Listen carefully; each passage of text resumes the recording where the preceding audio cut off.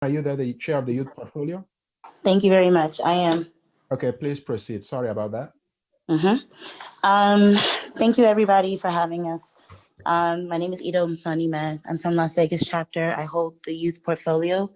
I did do a presentation last week on the roadshow, just a brief synopsis of some things that the youth are working on.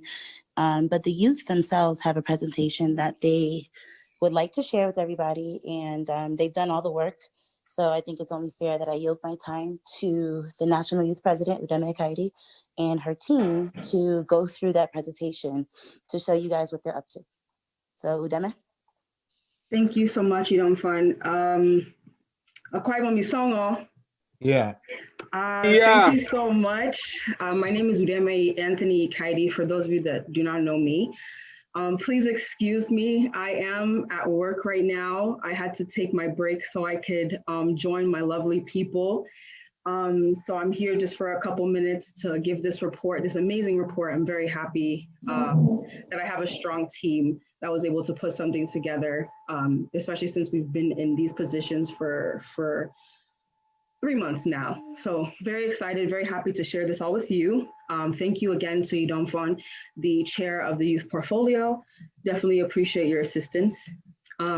Is this how the PowerPoint will stay, or can we present it? I could go to slideshow, hang on. Yeah.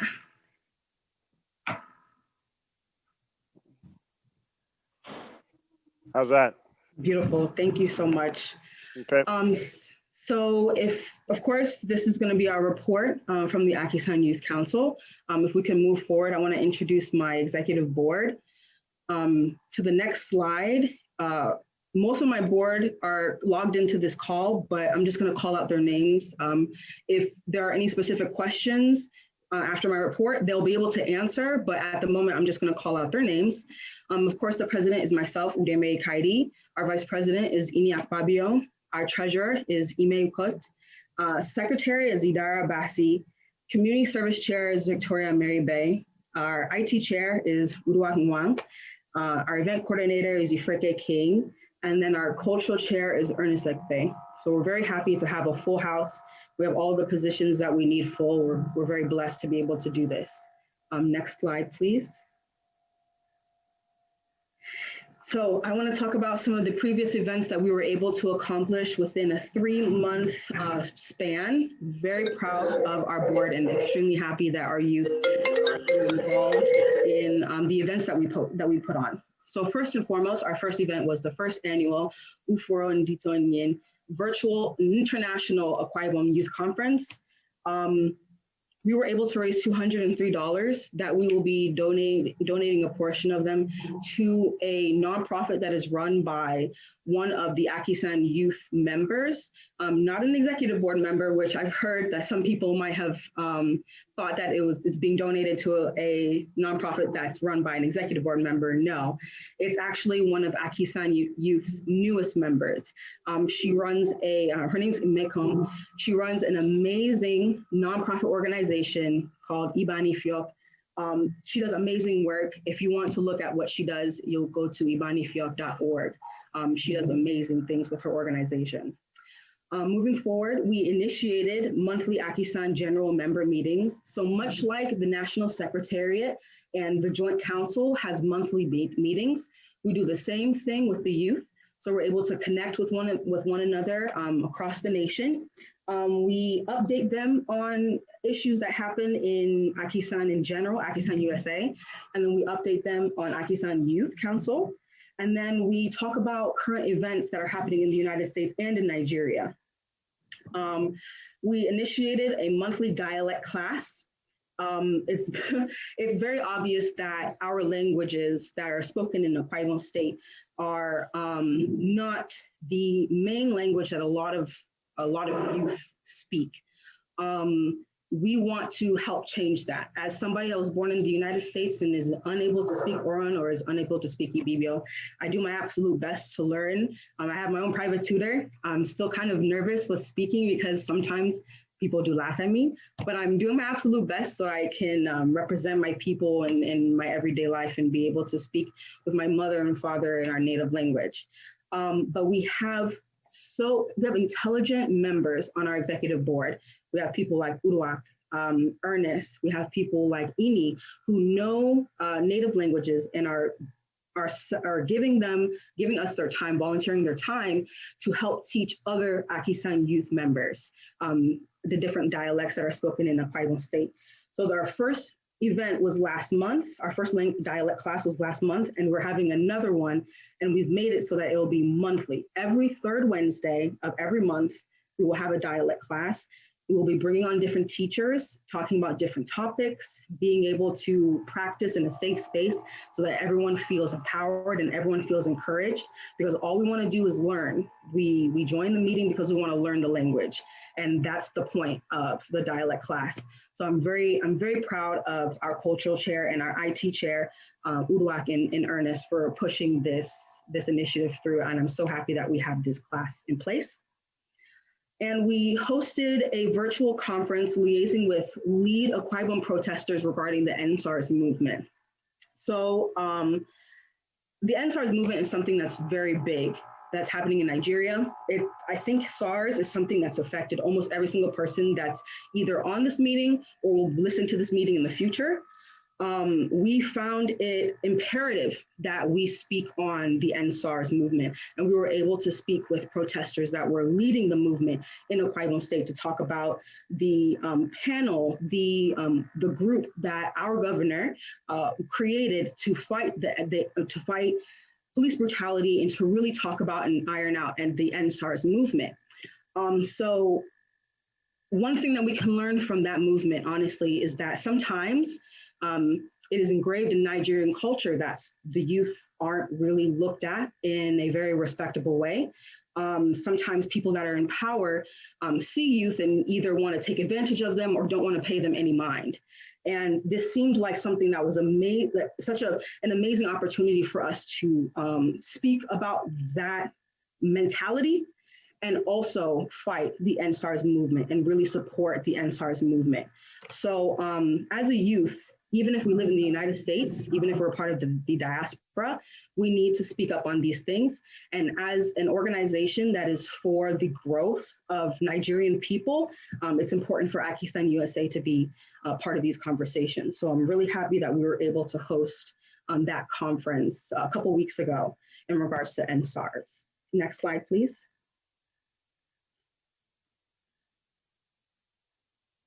Beautiful. So our future events, very quickly, in November, we will be having a dialect class, third Wednesday of the month. And then we will be having a cooking class just in time for Thanksgiving. We are so excited to do this because we are going to be cooking fisherman's soup. I'm excited. I'm pretty sure I'll be asking my mom to help me cook this, but I'm really happy that Uruak will be able to lead many people virtually into cooking something very, very native and very delicious for Thanksgiving so they can share with their families. So I'm most excited for that because it's food. In December, we will be hosting a World AIDS Day health event, of course, virtual. Since Ifreke, our event coordinator, is in the health profession, this is something that's really near and dear to her heart. And she really wants to have the opportunity to speak about, World AIDS Day and how it affected Akwa Ibom State specifically, how it affected Nigeria and Africa as a whole. So we're excited. We'll be giving more information about that. And of course, we will have our December dialect class and our December social event. Now in spring 2021, we will be having the AKISAN Youth National Day of Service. I'm so excited to be able to explain the National Day of Service. Our community service chair, Victoria and Mary May, is heading this, but I will talk about this a little bit later on in the presentation. Obviously in the spring, there will be a second council meeting, virtual or not virtual. Definitely the youth will want to be a part of bringing more people to attend the council meeting. And then we'll be having our youth networking event, our youth retreat, be it virtual or in person. We have a lot of things in store and a lot of networking opportunities for that. We're very excited. Next slide, please. So one thing that I'm really proud of is we have created a youth reach out committee. The chairs of that committee are Uruak Nwang and Idara Abasi. And the purpose of this reach out committee is to reach out to AKISAN chapters and share and collect monthly event and meeting information, creating a direct line for interested Akwa Ibom youth to learn about AKISAN membership and local chapters, and actively reach out to Akwa Ibom youth in the USA to direct them to AKISAN youth events and local chapters. This is a big part of what this committee is, but the main reason why we created this committee is because there are a plethora of youth that used to be very involved in AKISAN USA that no longer attend events other than possibly convention because of a lot of things that have happened in the past regarding youth representation and respect. What we want to do as an executive board that truly wants to see AKISAN Youth Council and AKISAN USA continue to grow and prosper is we want to see those very brilliant, very energetic individuals to come back to AKISAN Youth to either be part of the events that we hold, but also be a part of the local chapters as well and assist in the membership of AKISAN USA. So with that in our hearts, we created the Reach Out Committee with these purposes, of course, but the main part of it is reaching out to those youth that have left the organization as a whole for whatever reason, seeing how we would be able to reshape AKISAN youth representation, AKISAN youth events to get them to come back and be a part of this amazing organization. So I'm very proud of this. Thank you to Uruak and Nidara. Next slide, please. Awesome. So I'm briefly going to go through social media analytics and membership update because it's very important to understand where our members come from and how they intake information. So next slide, please. Perfect. So we've had a Facebook page for some time, but we created, there was a Facebook group for AKISAN Youth, but we created a Facebook page. So it's easier for information to be shared, and it can also be connected to Facebook, Instagram, and Twitter. So we're really happy that we were able to get 289 followers in the span of a month, which is super awesome. I'm really happy. Thank you so much to Uruak again for his hard work and dedication to this.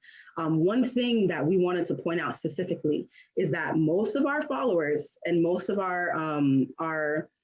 most of the people that get our information and look at our posts and communicate with us are in Nigeria and are in Uyo, to be very specific. So if we have so many people interested in our events and interested in our progress in Nigeria, we need to definitely create events and focus some of our efforts on Nigeria as well, or people in Akwa Ibom State, Uyo, wherever in Akwa Ibom State, to be completely honest, any LGA. So if we focus on that, or at least put more of our efforts into appeasing those that are in Nigeria, it doesn't particularly matter if they are members that are paying. If there's no Akwa Ibom State, there's no AKISAN. So we want to make sure that that connection is tight, and we want to make sure that that connection is fruitful for as long as possible, because that connection is what will keep us. Whenever someone comes to America from Akwa Ibom State, if they come and they don't know that AKISAN exists, and they know people, but they don't know the organization, it can be kind of difficult for the organization to continue to prosper. So let's go to the next slide. This is Instagram. You kind of see that the numbers are the same. We actually grew our membership, our followers by a lot this past month. So we're really happy. Again, big congratulations and thank yous to Uruak. He's really working hard, and all of our executive board members sharing a lot of posts and involvement with what we share on our social media. But if you look again, the one city, the top city that has the most followers is Nigeria, is Lagos. Well, state, but city. Anyway, thanks Instagram. But it's gonna be in Lagos and Uyo. And then we have Houston. So that again is proving the fact that we need to make sure that our connection with Nigeria is tight, and we try to cater to them in any way possible. So those are definitely conversations that will be had in the future. Next slide, please. And then this is our tweet activity. We've got 104,000 impressions in a 75-day period. The Twitter was created a couple years ago, but we've decided to start using it more often. So we're really happy to see such an increase in impressions and activity. Super happy about that. Next slide, please. And then this is going to be our youth budget for 2020, 2021.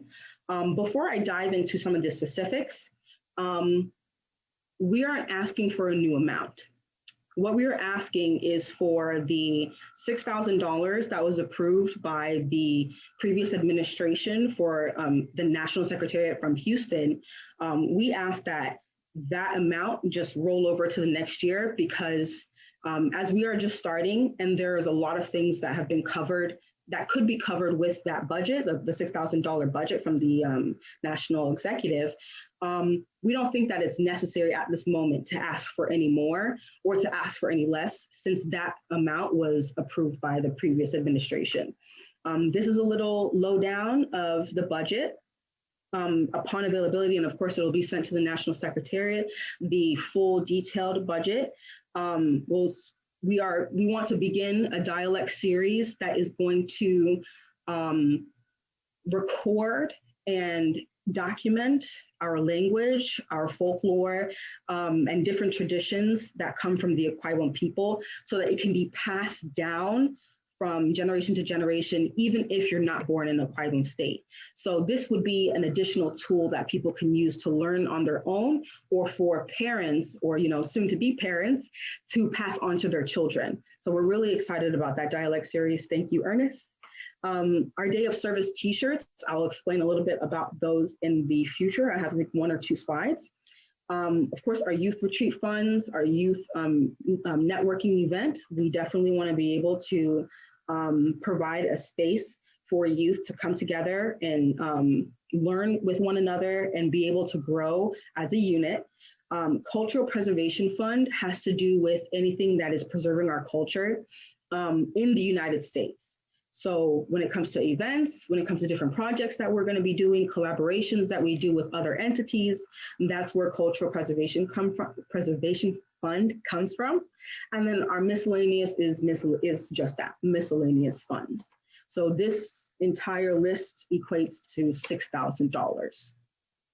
If we can jump to the next slide, please.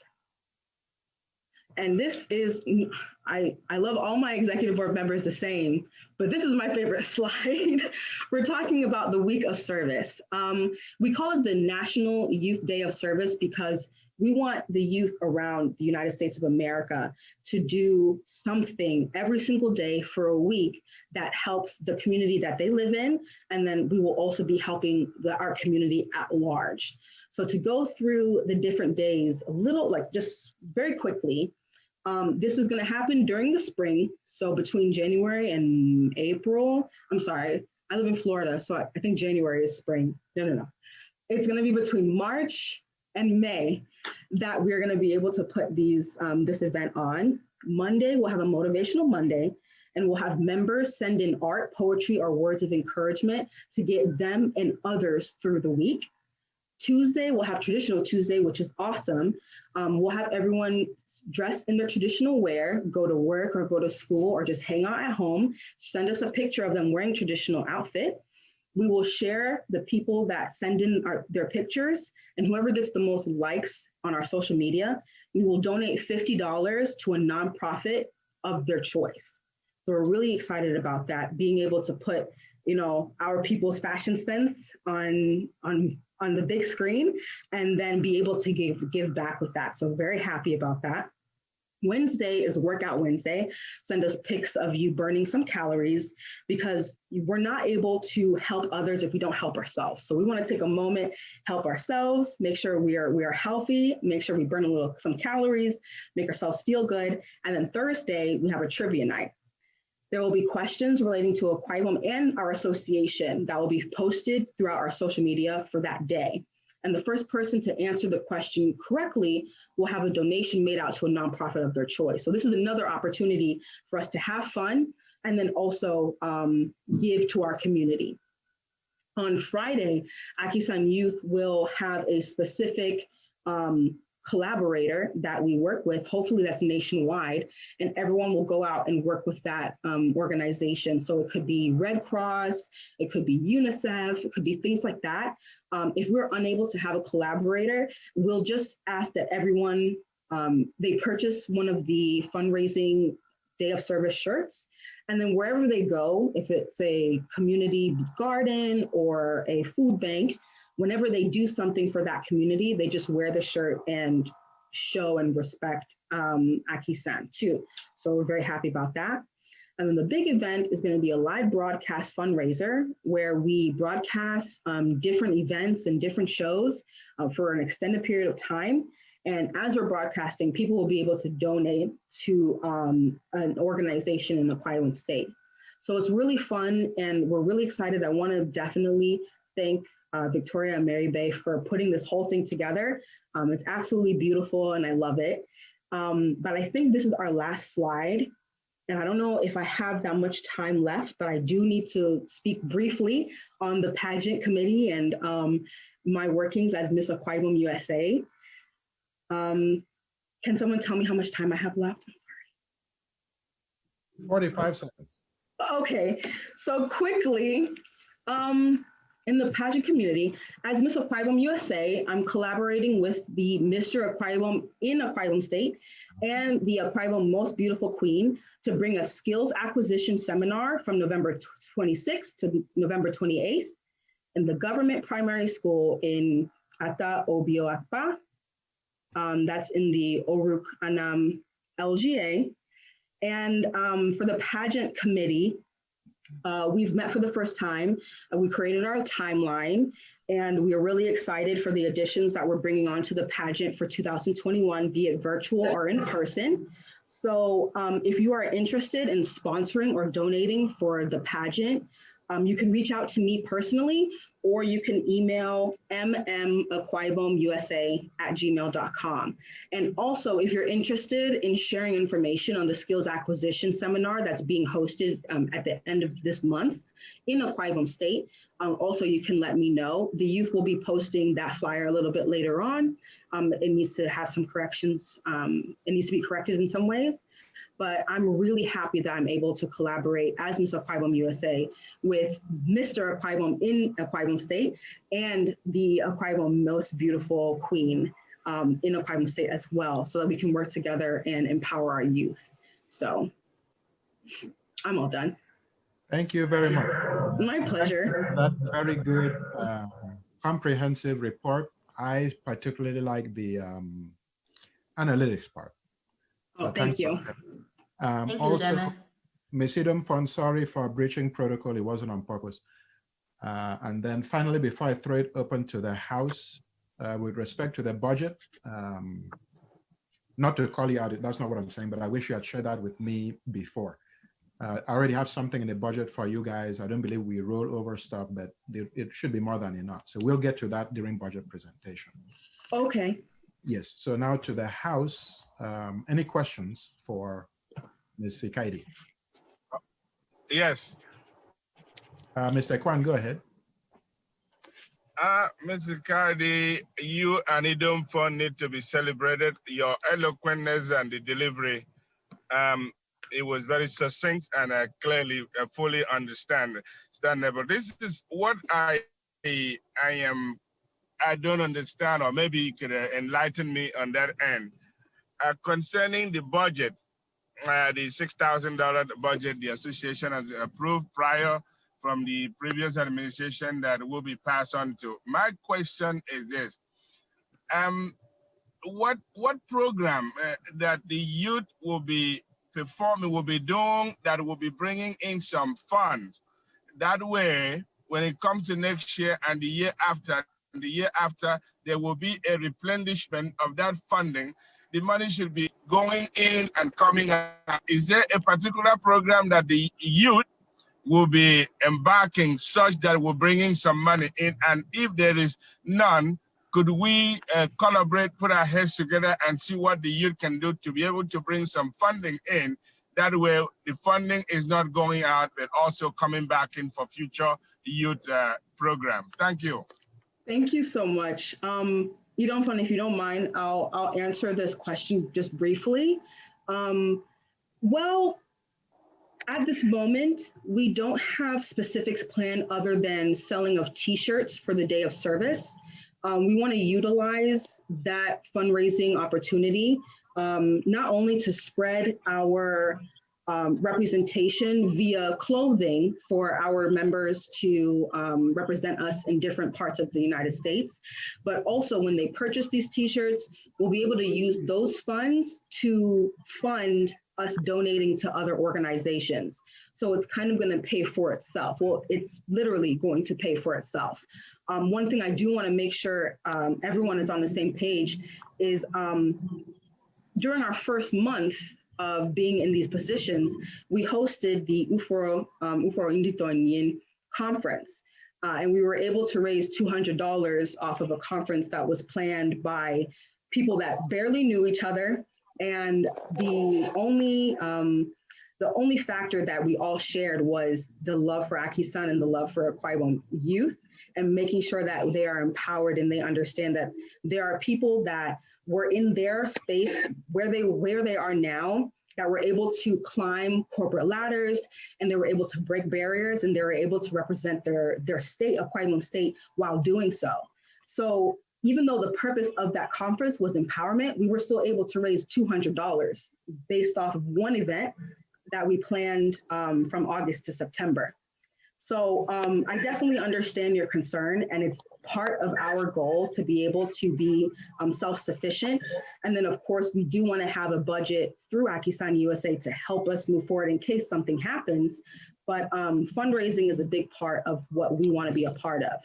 And we want to be able to be self-sustaining as best as possible for the next 2 years, so that AKISAN can not only network and start collaborating with other organizations and receive grants and things like that, but we just want to be able to not rely on the fees and the annual fees of the members of AKISAN USA. So at this moment, I don't have specifics aside from the t-shirt sale that I did mention previously. But moving forward, when we are reaching out to different chapters and of course communicating with the National Secretariat, everyone will be aware of our fundraising plans moving forward. And also just to add to that, Honorable Ekman, thanks for that question. I feel, what is the saying, you know, what an elder can see sitting down, a child cannot see standing, right? So you're dealing with a situation where we know how to fundraise, but if you definitely have any suggestions for us, we're always open to building with the parent organization on different schemes to enhance the funds for the youth. Thank you very much. I think Mr. Chibon also has a question. Thank you, Mr. Kwan. Chibon, you have a question? Your hand is up. Yes, I actually have a question, and I was attempting to get clarification, Mr. President, if I may. Yes. I'm hearing something about rollover budget. I've never heard a thing like that before. So I think we should have this.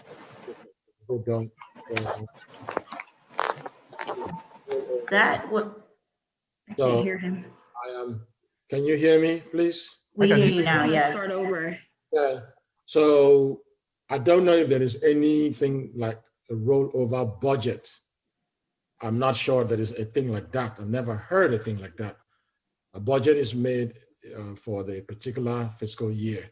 And that fiscal year is over, the budget is over. Budget is not official money sitting there. It's a budget that is supposed to be used for that specific fiscal year. Now I'm thinking if you guys want to go back to your drawing board, may want to add your figures to reflect exactly what you want to do. I don't think there is, anybody can correct me, I don't think there is anything like a rollover budget. Are you referring to the $6,000? Well, I heard that there's a mention of a budget that was done in the previous administration. So I don't think there's any rollover budget. And if it is a 6,000, Sorry, I had addressed that saying, yeah, that we don't have that. So whatever we're gonna come up with this evening in about maybe 20 minutes or so, that budget will be what we'll use. Nothing will roll over. thank you. No Thank you, problem. Archie. One more question, I guess I can take the call. Iman Akpan has his hands up, Mr. President. Okay. Mr. Mahalakwan, please. Yeah, thank you so much, Mr. President. I wanted to ask that question, and you said that in the next few minutes, we're going to do something about the present administration first year budget. I think that will answer the second question that I wanted to ask. But the other one that goes to the National Youth Coordinator and the National Youth President, Mr. Kwaibum. I heard them talk about the cooking before Thanksgiving and all that. I want to ask if that is going to be part of the fundraising. Are you going to sell like Asaiwa and Ekpango? Because they would have to say, can you be from? So I don't know what. Ask her to translate that if she understands. Oh boy. Well, to answer the question that I did hear, we're not going to be selling any food, but what we're doing is we're having a virtual event that allows people across the nation to learn how to cook a dish that maybe they have never been able to cook or they weren't taught how to cook. So it's not a fundraising event, it's more of a networking and social event with the theme of Thanksgiving. And since we are Kwaibomites, we wanted to choose a special dish to represent that. If you turn that to an event that the people of Akwa Ibom that are around can maybe place order to have a Akwa Ibom dish added to the American Thanksgiving food, and people can throw in, you can make money that day. You can do it. So along the line, you will learn the Ibibio language very well, and you'll be able to pick me. Okay, thank you. After Oduak, we'll move on. So go ahead, Mr. Iwan. Yes, Mbok President, ku ya said Yansong to you. Mr. Emmanuel Akpan, so ke contribution for Imiko. I mean, Kerudwa Iwan, the youth ICT chair. So, Mpo Temdidiaro, I do basically just to, because at our work in youth me, you need young, okay, Ndidian. So, I do the young Nam, young Nam Kintan, and young Nam, use camera. I'm sorry, are you able to restart this over in English? Because okay, so basically, the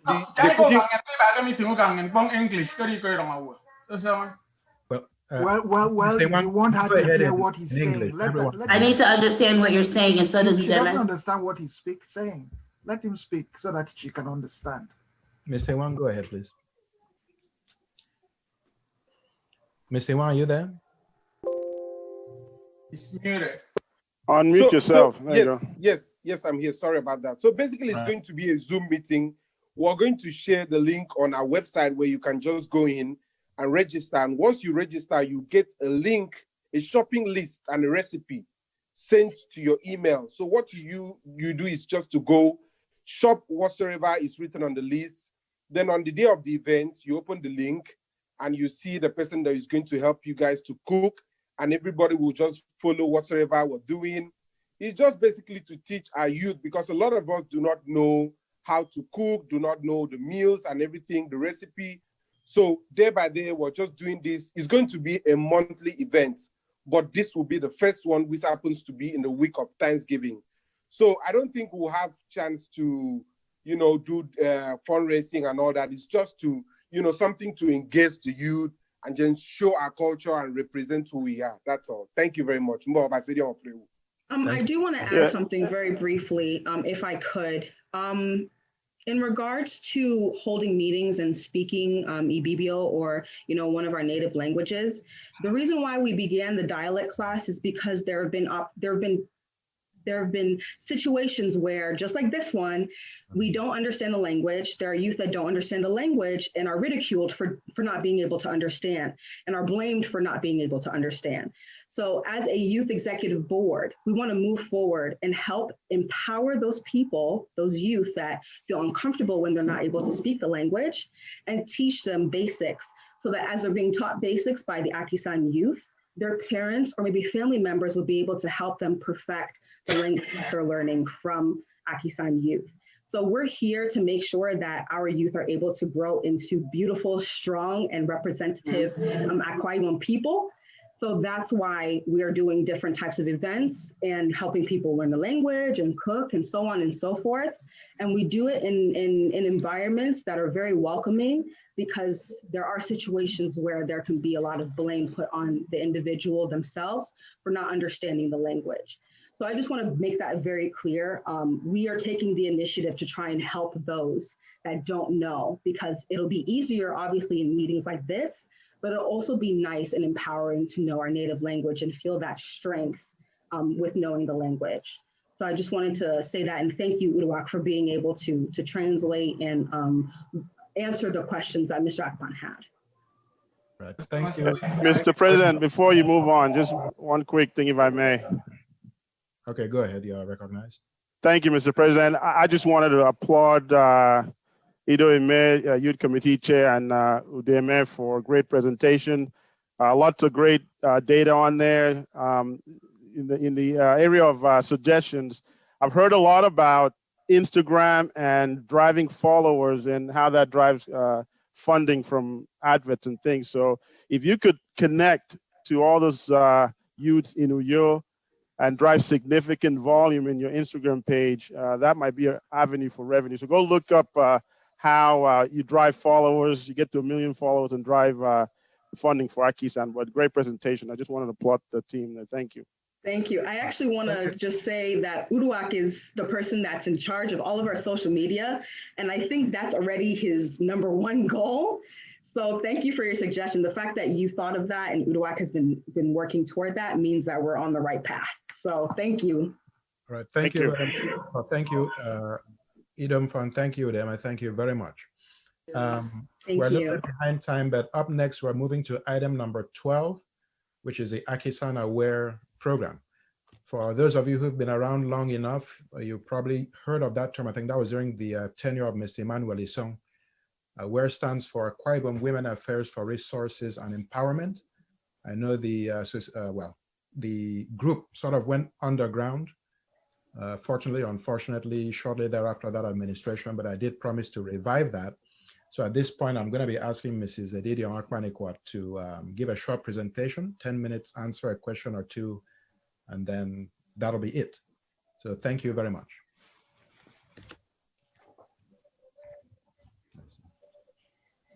ABC Kukpe budoi ban dong idene kangwed mane bobo bio dong ibane bendo e wore pongfok e kiko ibai sikpo kokom kie ki song e mananyen go ukudiban ukudiban ukudiban go nwediban nwediban nwediban Cree, cree, cree, cree. Ekop dosi tie ki song obie mananya.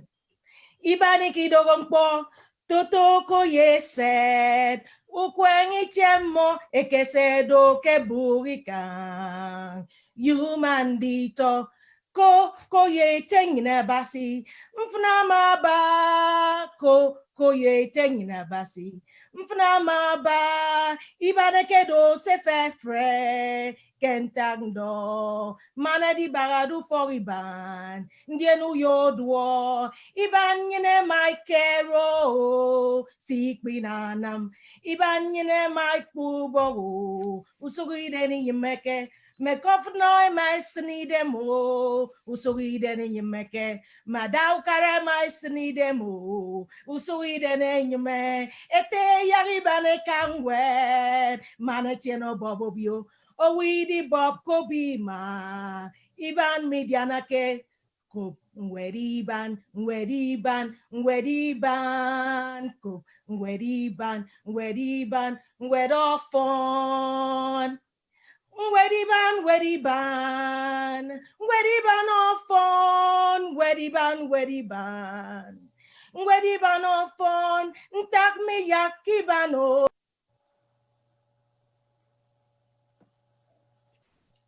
What happened? Somebody muted him?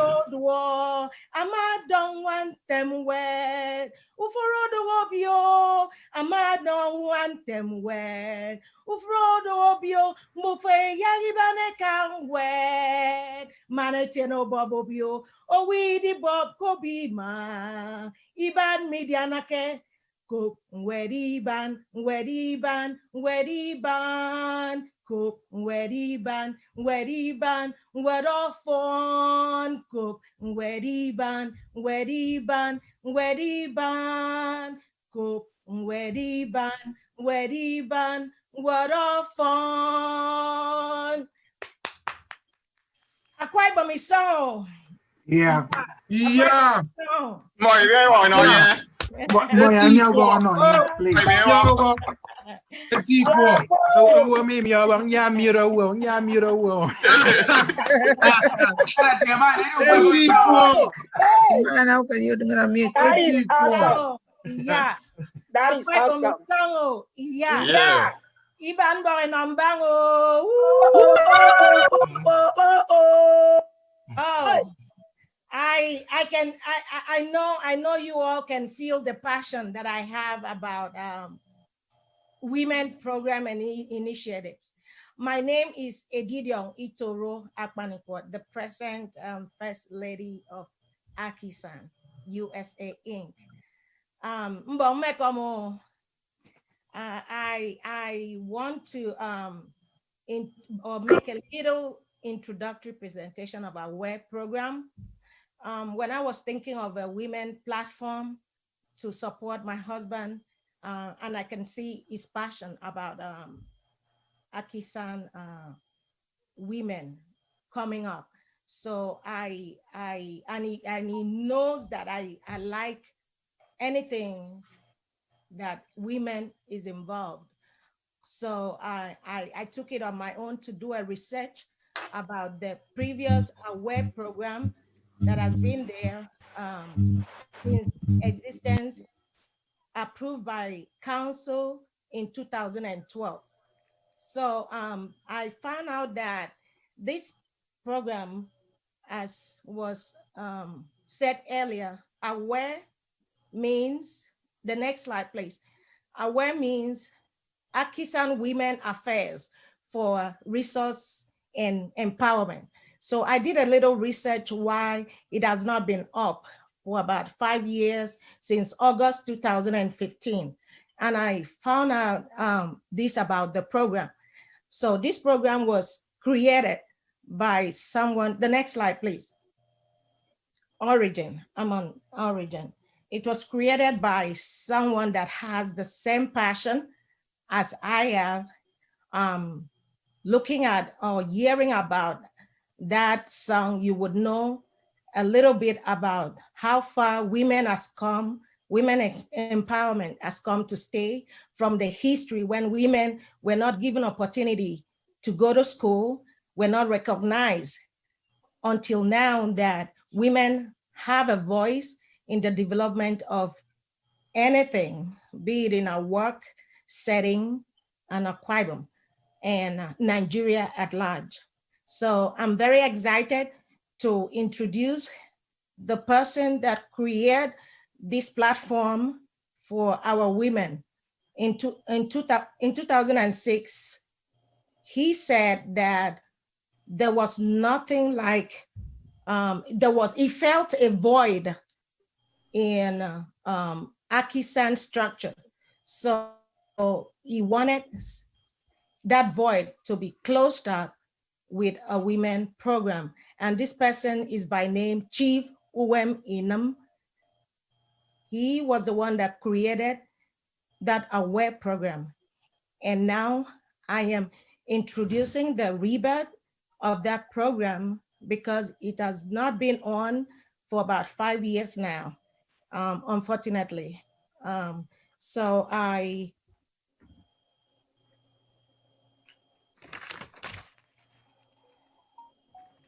in Chivinam's words, he said, I was raised by my grandmother, and to her credit, she did a very good job raising me.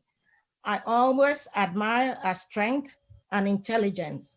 I had promised to use the opportunity of community service to encourage and inspire women leadership. So that was very inspiring to me too. So I bought that idea, I bought that name, and I invited and picked some women from each of the chapters and had a meeting. We've had about 5 meetings about the inspiration from our web program, and all the women there had agreed with excitement of having that platform come back to AKISAN. So I am using the power, and it's my honor as the First Lady and proud bona fide chairperson of our web program to introduce the rebirth of our web program back into AKISAN structure. So I'm very excited about this opportunity, and I ask that all of you, both women and men, to join and bring up our web program to the best of its kind. Thank you very much. So while we were meeting, we had come up with the purpose, what we wanted to represent, the vision, the mission and the vision of our web program. Without wasting your time, I will just read out what we have as I'll first read out the mission and the vision of our web program. The vision and mission is to inspiring to empower the AKISAN women community. And its purpose, 1, is to build and maintain bridges of communication among AKISAN women. Number 2, to bring unity and cooperation among AKISAN women and energize women factor into AKISAN family. Number 3, to provide mentorship platform for younger AKISAN women. We want to inspire and empower AKISAN youth about their culture and their roots. Also to make it easier for them to bridge certain gaps or void that may have been an hindrance for their development. Finally, number 4, our web program is to create wellness programs for AKISAN and in diaspora and Akwa Ibom State at large.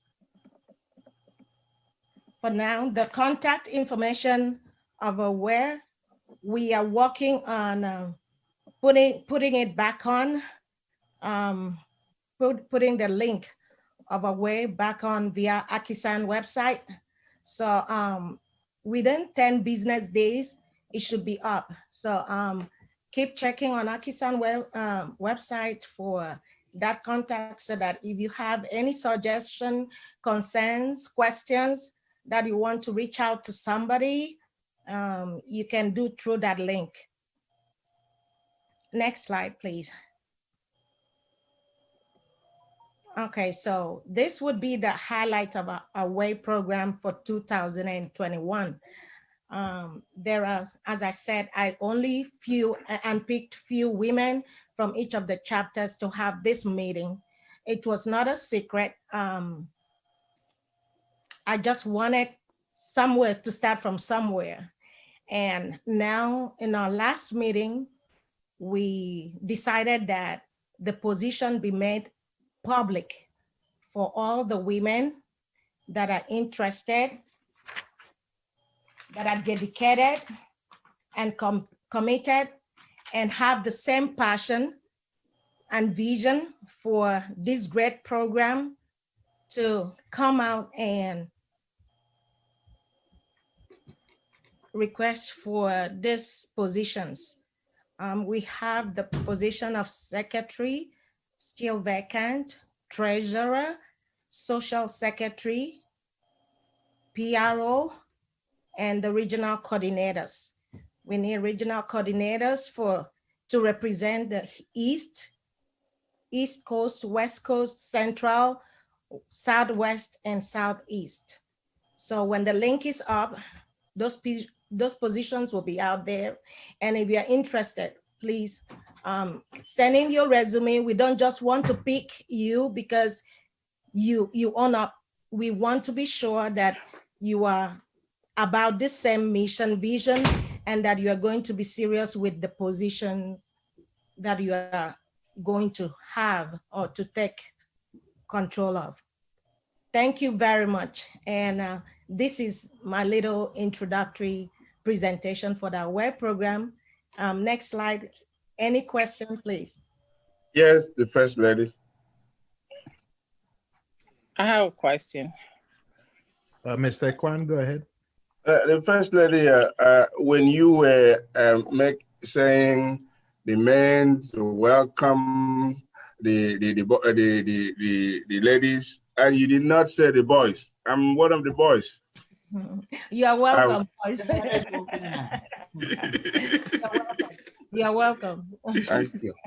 Mr. President, I have a comment. Yes, Dr. Montega. Yes, yeah, sir. I just want to give Mrs. Itoro a compliment because this is a very, very great presentation that she just did, because I know she contacted me, and with being very busy with other committees and meetings back to back, I wasn't able to help her in this presentation. But I just want to say, Didion, well done. And congratulations. So we will try to bring the women aboard.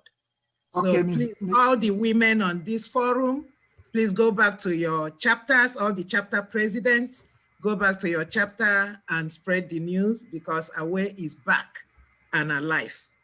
Miss Gloria Ecom from New Jersey. Miss Gloria Ecom. Gloria Ecom did have a question, yes. Okay, let me quickly. Okay, can you hear me? Yes. Yes. Okay, Mrs. Akwanikot, hi. Have you heard of New Jersey, not New Jersey chapter? Have you heard of Gloria Ecom? Because I'm just wondering, you're saying 5 meetings and nobody contacted me. I'm like, yeah. Same here. We were not contacted. I'm so sorry. I'm so sorry. I knew I was expecting comments about that. And I Miss apologize. Gloria Ecom, she has to be like right there. She to be contacted. I'm excited to have you.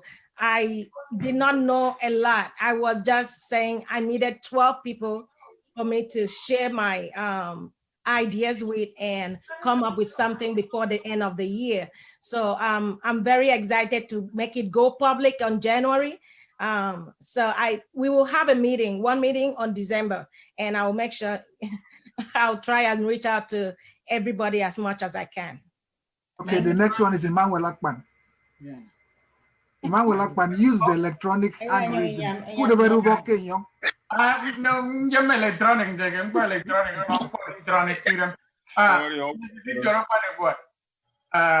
Thank you so much. I'm welcome. Because if I know if you work, the work south, east, west, north is another list of coordinators. I don't think not part of this kind of organization. One and two. I can my contact my chapter president for Ivan from chapter. Mboy banaro iro free Ivan do we want and Ivan no Igeriana, you know, Yagan Senator Dumbusi, getting on Yagan, no one may get for way of a free van, Markin, Edomambara, and one because that's all. Down back of wood. Oh my God. I think one more comment. Yes, I would like to say something. Oh, yes, my from San Francisco. Okay. My hand is up. Go. Mrs. Didion Itoro, congratulations. Thank you. Today is one of the best days of my life. And we've been waiting under covers to see when this thing will be brought to fruition. And just to give credit to the previous mentor, it was handled by the First Lady. And you are the right First Lady to take on this mantle. Thank you. But I am very surprised, like how Gloria Icon said, that those people who gave you information, my name is very, very, very outstanding. I have never seen a jot, iota of anything pertaining to this. Even the creator, we do talk, we do text. Please, I would like a contact number off record. Thank you. I will. Okay, I Madam will. Vice Mr. President. Letting Madam Koyo Vice had a hands President. up. Letting Koyo had a hands up too. So. But point of information, this is the National Secretary. But going forward, if you want to speak, please raise your hand electronically, and I would plead with Mr. Engineer Kiko and Huete and Dr. Kevin Ita to recognize only those that their hands are raised up with the participants. If you don't know how to raise your hand, please chat with us and we'll show you how to. Thank you. Yeah, letting Koyo had a physical hand up, and I know Madam VP has a virtual hand up. So maybe VP goes first, and then Koyo, and then back to the president. Let's have those two. Yeah. Please. Iban Isomo. Yeah. Yeah. Yes. First Lady, thank you very much. This is a vision that she's had, and we've talked about it, and I'm really proud of her doing this. I know we've worked on this together too to make this presentation. And I know, yes, actually she knew that she had to reach out to a lot of the women in this forum and the chapter presidents and all of that. But I think when you're kind of trying to find the road to where you're heading to, that kind of allowed her to find a foot first. So I do believe that she's going to move on and make these contacts. And I truly believe that all our women are coming behind to help her build this vision, because it's good for us women. We are a power by ourselves as women. Women are forced to reckon with, and we can do so much when we put our heads together. The word and you would. The men are the head, but we are the neck. And they turn when we turn. If they can't turn, if we didn't turn that neck. So I truly request that we all come behind her and make this something that we can have established for our AKISAN wing, the women's wing, and let it live on. Thank you, First Lady. Appreciate that. You're welcome. Lady Nkoyekpo. And then that's it. Thank you. Thank you, Mr. President. Madam President, I'm really, really excited. I'm happy to hear this coming from the First Lady. I'm very, very grateful. I thank God. It's a new beginning for Akwa Ibom women. It's a new beginning. Thank you so much. I just want to ask, is this something similar to what they used to call Akwa Ibom women? Oh, this is completely new. This is completely new. So the name is Aware. Aware. Okay. As I said earlier, it was in existence since 2012. Okay. It was approved by the council. Okay. TV Uwaminam created a platform for the women, and I think First Lady Regina Isang handled it first. Okay. So after that regime, it has been down. Okay. Yeah. Thank you so much. I would like you to share all the information on maybe AKISAN website, how we can get in touch, because I'm very much interested. Thank you so much. Thank you so much. So as I said, the link is not up yet, but I will make everything possible to have it on in 10 business days. So that way the information will be up there and you can go in there and register. Also get to, if you're interested in any of the positions, so that by January, the positions and the highlight of what we are going to do in 2021 will sprout. So on a December meeting, I'll try as much as possible, because the website will be on there. I mean, the link will be on there. So everybody will get to know how we are gonna meet, be it Zoom or WhatsApp. We've not come to conclusion on what means we are gonna use, but it will accommodate everybody that are interested. Okay. Thank you so much. Thank you for. Thank you very much, Madam First Lady. Again, I look forward to a revived web program. Thank you very much. You're welcome. Madam Legal, are you there? Good. Yes, can you hear me? Yes, so it's time for your report. Okay. Hello, everyone.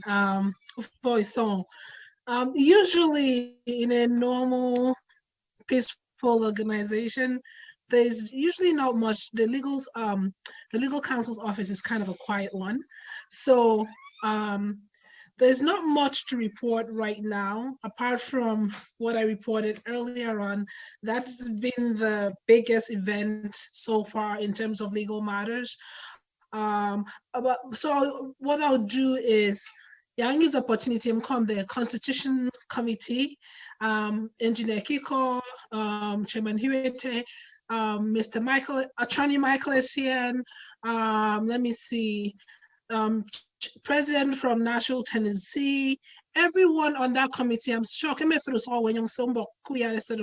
just want to take this opportunity and just thank those people for working so hard on what's really, really important for AKISAN, which is the constitution of this association.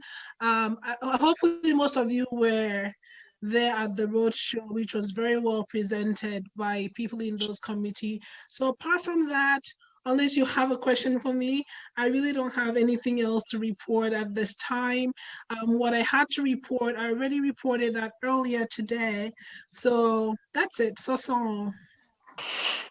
Thank you, Madam Legal. I guess a couple questions for the legal. I know she addressed the major issue earlier on. Achiba Osoro has a question. Achiba Osoro from Washington, D.C. Recognize Mr. Osoro. Yes, Madam Legal, thank you for the report. I'm just wondering, I don't know if you already mentioned, was there any updates on the legal issue about Oradon? So, yes, that's being handled right now by a different attorney. Someone has asked me how come this whole thing, they wanted some other attorney to handle this, and that's been handled. I think the board chair mentioned that a letter was sent out. My duty in that particular case was to get an attorney to look into it. Apart from that, any other update, I'll touch base with the board chair and then touch base with that particular attorney and see if there's any report to give back. But that's pretty much it. And that's handles out of, I think, out of Hope Umana's office as well, because they wanted someone neutral. So, so right now, I don't have anything additional to report on that particular case. Thank you. I guess one more question before we move on. If there's no other questions, we'll move on to the next item. Sorry for the double 14s on the agenda, but the next one is the National Auditor's Report. Mr. Bonsor, are you there?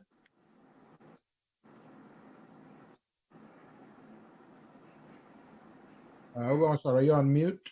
Mr. Bonsor, you're on. Sorry, sir, I was trying to unmute myself, but yeah, of course we could definitely do that. Yeah, it shouldn't be that long. Unfortunately, me / just to go from beginning of time since I took over to what we're currently in.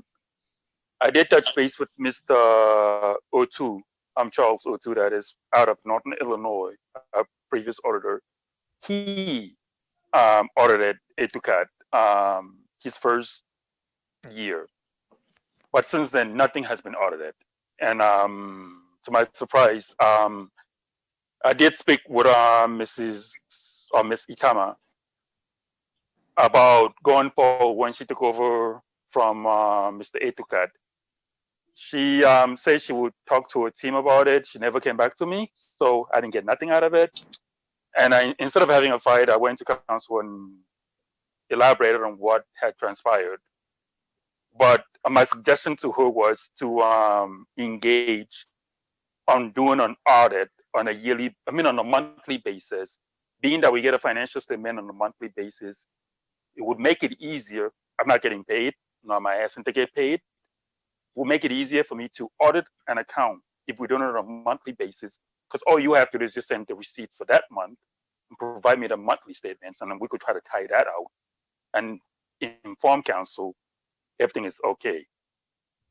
I didn't hear anything back from her. So I didn't get any receipts from her. I was engaging with the board chair. The board chair also informed me he wasn't also getting any information out of her, with the exception of the medical report, which I elected to speak up on it because I was aware of that one. So to speed up the process up to the current secretariat, when the current secretary took over, Mr. Maniquat had called me. My suggestion again to him was that as a 501c organization, it is empirical that we are up to date from a financial standpoint, because at the end of the day, the IRS are going to get you for something. 9 out of 10's going to have to do with financial.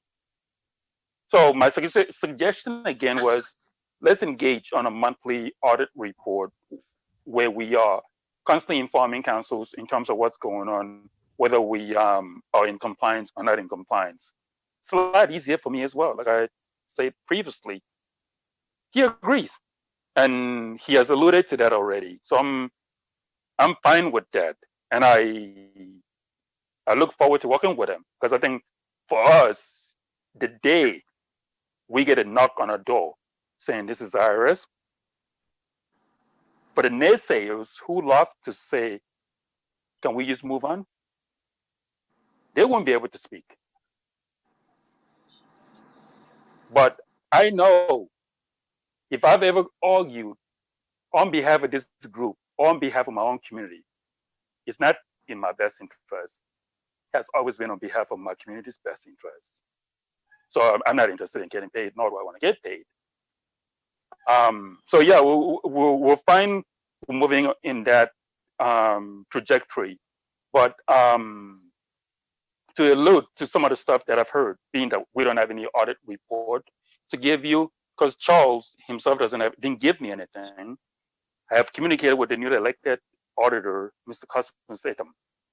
He's currently out of the country and unavailable to attend the meeting today, but he is a professional auditor. He used to audit for the state of Connecticut.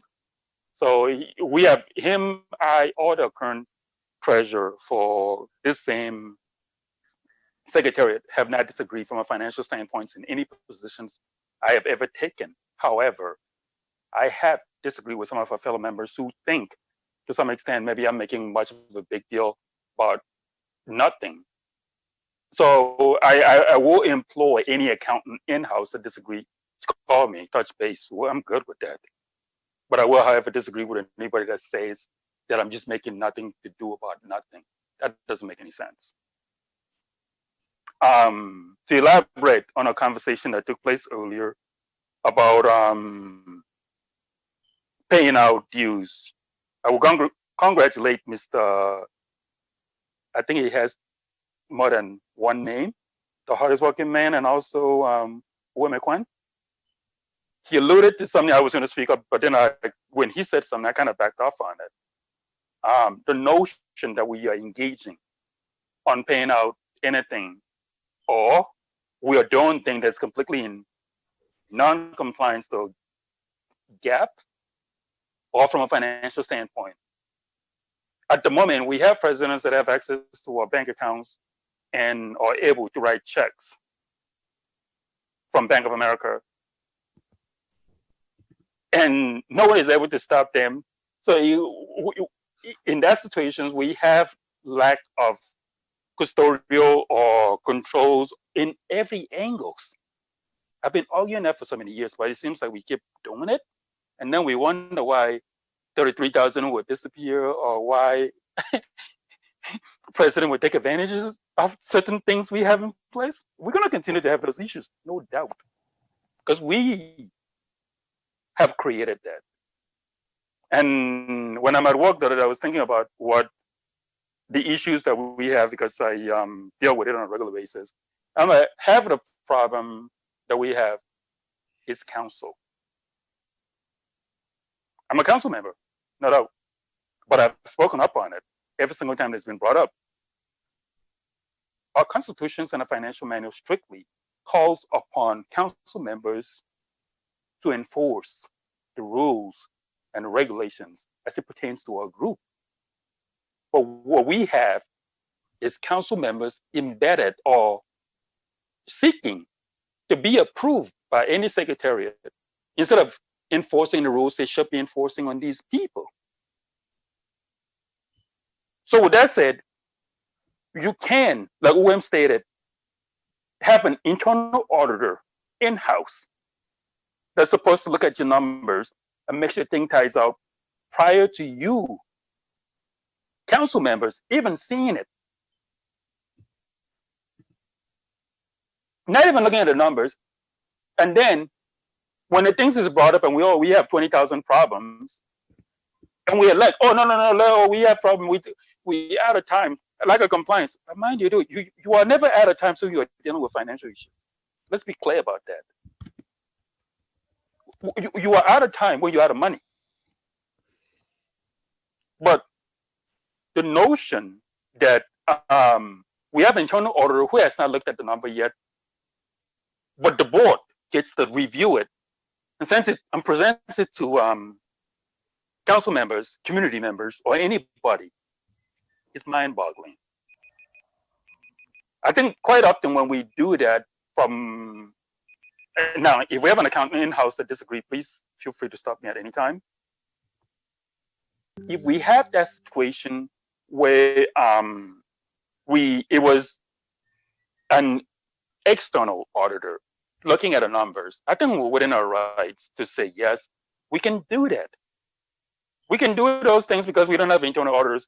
But when we elect people within our own communities to look at these numbers prior to it being public or being presented to anybody, and we're still presenting it to our own community members without having it looked at prior to that, I'm wondering what our intentions are. Is a position of an auditor, internal auditor, which we have, is it projected or injected as an external auditor? Because I think that's the misunderstanding. It's not an external auditor.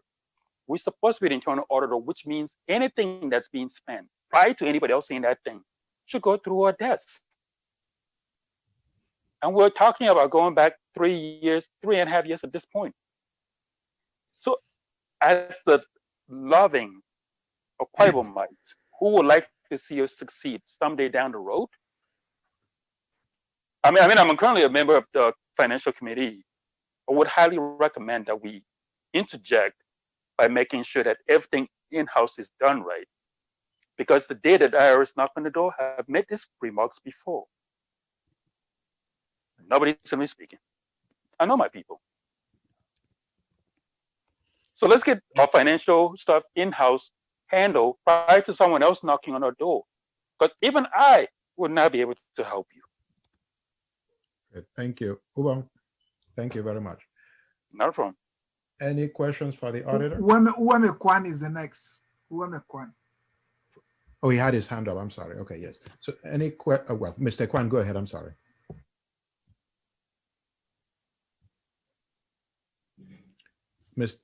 Mr. Kwan, you're on mute. Uweme, you're muted. Go ahead and Okay. unmute yourself. Thank you, Honorable Gawusara, for the 14 or 12 years that you've been in this association. This is one day that you have hit the ball out of the ballpark. However, what I'm going to ask you is this. According to the rules of auditors, the auditors have the right and authority to demand expressly, implicitly, to ask the participants one thing, and one of those things to ask, based on what you're telling us today, you said you contacted the immediate past president, and the information was very fussy. I believe in the context of auditing properly, did you ask them by writing?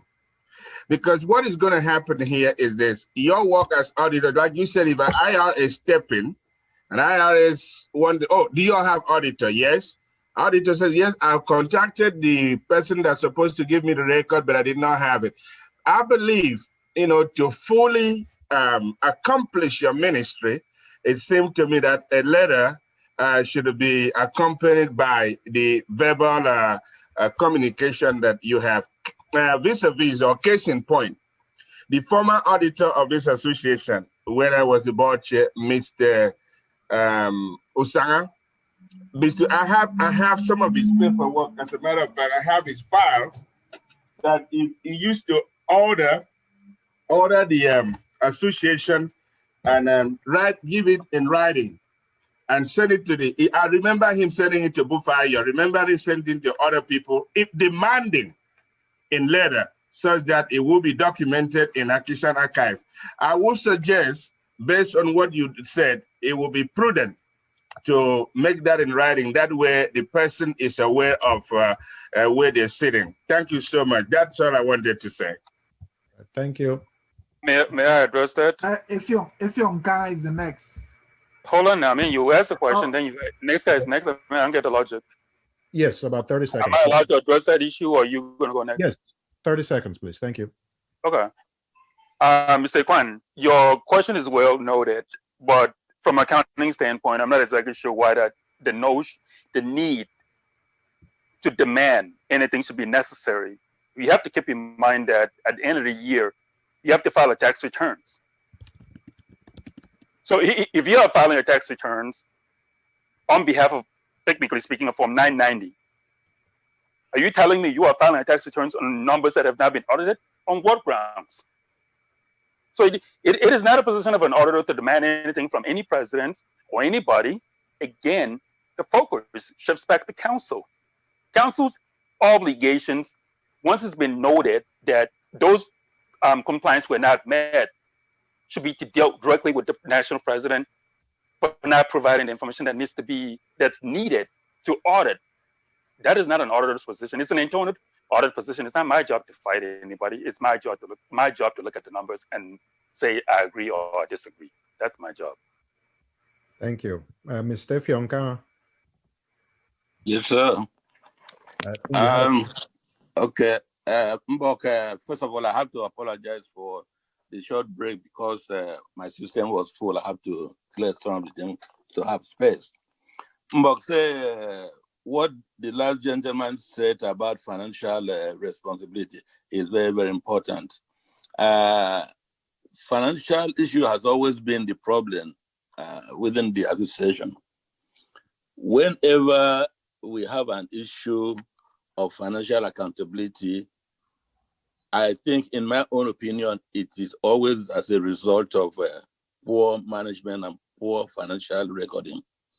So in Tangadu, I would very much appeal to the president, who has done a marvelous work so far, trying to strengthen up things. There is no need for us to come here and start fighting among ourselves because we are all one family. But unfortunately, I have been involved with this association for a long time. 2005, I was the chapter president for Dallas and the chairman for the convention planning committee. I knew what I went through.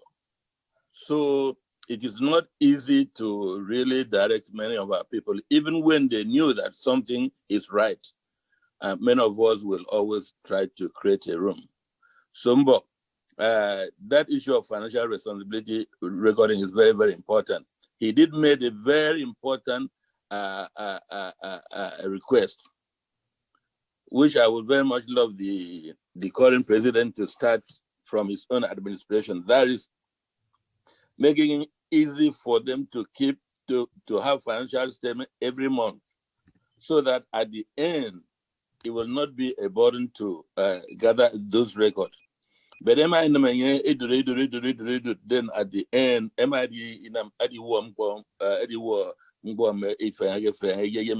information.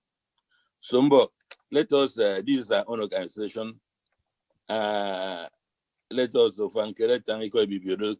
very, very much.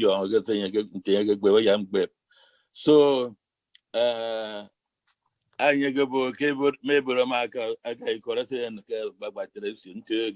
so it's very, very important. If you think about it, it means a lot.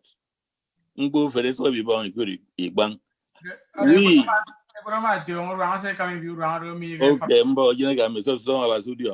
say I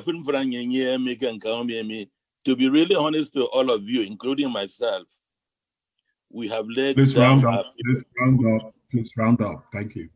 Okay, we have laid down our people. So please, let us make this association that when we speak with authority and action. Then people at home will listen to us. Thank you very much. Okay, we have E. Okun. E. Okun. Okay, that will be the last question. Proceed, please. 1 minute. This is Eugene. I just wanted to add to the conversation on the financial issues.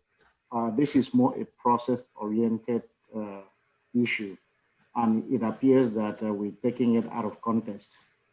The normal protocol is that when the report is presented, the council accepts the report, discusses the report, and the report is turned over to the board, who maintains all our financial or our property.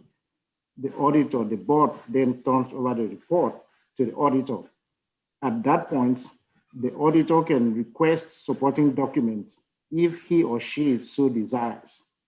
But the auditor cannot request report from the president or any committee if that report has not been officially accepted, because at that point, it's not an official document of the association. So the writing that Winkwan refers to is in order that the auditor put into writing a request to support what he or she is asking for. So if we go out of process by the auditor jumping to ask a report from the committee that has not been reported, then it's not the process. So if we follow that simple process of working with the board that keeps the record, maintains all the property, it's easy because it's the board that files the tax at the end of the year. So they have all matters of financial recite in the board. The auditor needs to work with the board to obtain all. I think that. Itoro, can I address that for a second? Hold on, Eugene, unmute yourself, Eugene please. was muted. Yeah, unmute yourself. Eugene was muted. Hello? Okay, we can hear you now. Okay, I thought I did unmute, I'm sorry. So I was just trying to say that this is more like procedural issue, that typically when a report is presented, especially financial report, the council accepts that report. After the council accepts it, it now turns over to the board to archive or maintain those financial reports. The board is responsible for filing the tax return, working with the president because they have two accounts, the executive account and the board account. When the auditor receives the report from the board, if he or she needs supporting document, that is the point that he or she can request those additional information. But insofar as those reports are not accepted and turned over to the board, then it's irrelevant or necessary to request unofficial document of the association cannot be audited. So following the protocol, first is to accept the report, turn it over to the board. The auditor works with the board to get the information that he or she needs, and then reach out to the national president for the questions regarding the executive account if he or she needs those information. Yeah, thank so you. Let's not confuse the context and how the whole thing works. If we just follow that simple process, then you know there's one point that all the report comes from is the board. Okay, thank you. Ubon, you wanted to comment really Unfortunately, quick. there is a Carabon more. Hold on now, then Akira could comment. Just to shine in on what Mr. Okon just stated. Point of information. Thank you. No, please, hold on, the Carabon. Hold on, let Ubon finish. Hold on, the Carabon. Point of information. That's Everybody's seeing the screen with the timer. National Secretary, go ahead. Okay, go ahead. Yeah, everybody's seeing the screen with the timer. Please, let's adhere to that. Be articulate enough to put your submissions under 2 minutes. From now going forward, once the timer reaches 0, for fairness and accountability, you'll be muted. And please don't take offense to that. We're already 1 hour ahead behind schedule. Need to be a little bit fast. Thank you. All right, Mr. Usara, Ubon Usara. I like that. I like that guy. Enforcing rules, something we seem to be bad at. Okay, I'll make mine short. Mr. Okon, your point is well noted, but I think your point is addressing an external auditor. When you're dealing with internal auditors, which is what we have in-house, I don't think we should be waiting till the board gets the report or till the board gets the number. And then if the board has to get the number and looks over before they send it to auditor, what are you telling me? Is the board auditing it and then send it to the auditor? What's the logic there? I think in fairness of time, it will make sense. And I think within our financial committee, we will address that going forward. It will make more sense to say that once the president is able to submit the report on a monthly basis, you send one email, copy the auditor and the board and the receipts. We both get the reports at the exact same time. Thank you. Now the auditor could, once audited, reach back out to the board and say, yes, I agree or I disagree based on what was presented to the both of us. And when teleconference comes up at the end of the month, both people could say, yes, we both looked at it, we agree or we disagree. That is simplified, but the notion you are alluding to, what you're talking about, is what has put us 60 years behind where most organizations are at. We should not be waiting till the board accept or the council. Why should council look, again, I just made an argument about that. Council should never have to look at the number prior to the auditor looking at it. That doesn't make any sense in any world. More than 2 minutes. Thank you. Mr. Kerabon. Kerabon, are you there? He seems to have. Did he drop off? Yes, I'm here. Yes, okay, I'm here. cool. Oh, okay. Proceed. Yes, I'm going to make it very short. Mr. Ubon, I want to agree with you more. I think you made a very valid point there. And Mr. Kwan touched on the same point, that we need to be doing this audit as turning your documents, your receipts as it's coming in, so that all these things that we're waiting for years upon years or months to get these things done will be done right there and then. In the local chapters, that's what we do. And I believe the national should be the same too. Thank you. Thank you very much. Thank you, Mr. Usara, for your report. As I had noted earlier, I made a mistake. There are 2 14s on the agenda. Dr. Catherine Tegem, are you there? Dr. Catherine Tegem, are you there? Yes, sir, I am here. Okay, very good. So this is where it's a presentation. It's from the Health Committee, and it's basically in light of all the, unfortunately, there's been a lot of deaths in the community. So she does have a short presentation on grief and loss. So please, let's indulge her, and then if we have a question or two, we can ask after that. So Dr. Ntekem, please proceed. I'm sorry, I don't know what happened to my screen. Okay, if you're having difficulties, I think engineer. No. Okay, there you go. Your screen is on. We see it. You just have to put it. Yeah, good afternoon, ladies and gentlemen. With the upsurge of COVID-19, and all its consequences. Indeed, the loss of many loved ones, loss of jobs, divorces, and things that are near and dear to you, the Health Medical Mission team decided to highlight the issues associated with loss. Thank you for giving us this opportunity to discuss these issues with you today. Dr. Omar Tekem and Ms. Grace Udosen will assist me in the conversation this afternoon. Losing someone or something you love can change your life and your world completely. Next slide, please. You're gonna feel a lot of sadness. You're gonna feel alone or even angry. These feelings are totally normal. The loss can affect how you think, your action and perception to things around you. This is called grief. You know, cultural beliefs and traditions can influence how a person mourns and grieves a loss. Next slide. I'm going to show you some signs and symptoms of grief. This is not totally limited to this list, but during grief, you feel a lot of pain, intense sadness, numbness. You feel empty. Your physical body begins to get weak. You have trouble sleeping, trouble eating, social withdrawal, and no interest in usual activities. Next slide. You also feel deeply angry sometimes. You have inability to think about anything other than the loss that you're feeling, and that's understandable. You have nightmares sometimes. You feel distrustful of others around you. You have feelings of bitterness about life. You question why. You question your spiritual beliefs, and this deep longing for your loved one persists. Next slide. It's very important to allow yourself feel whatever you're feeling.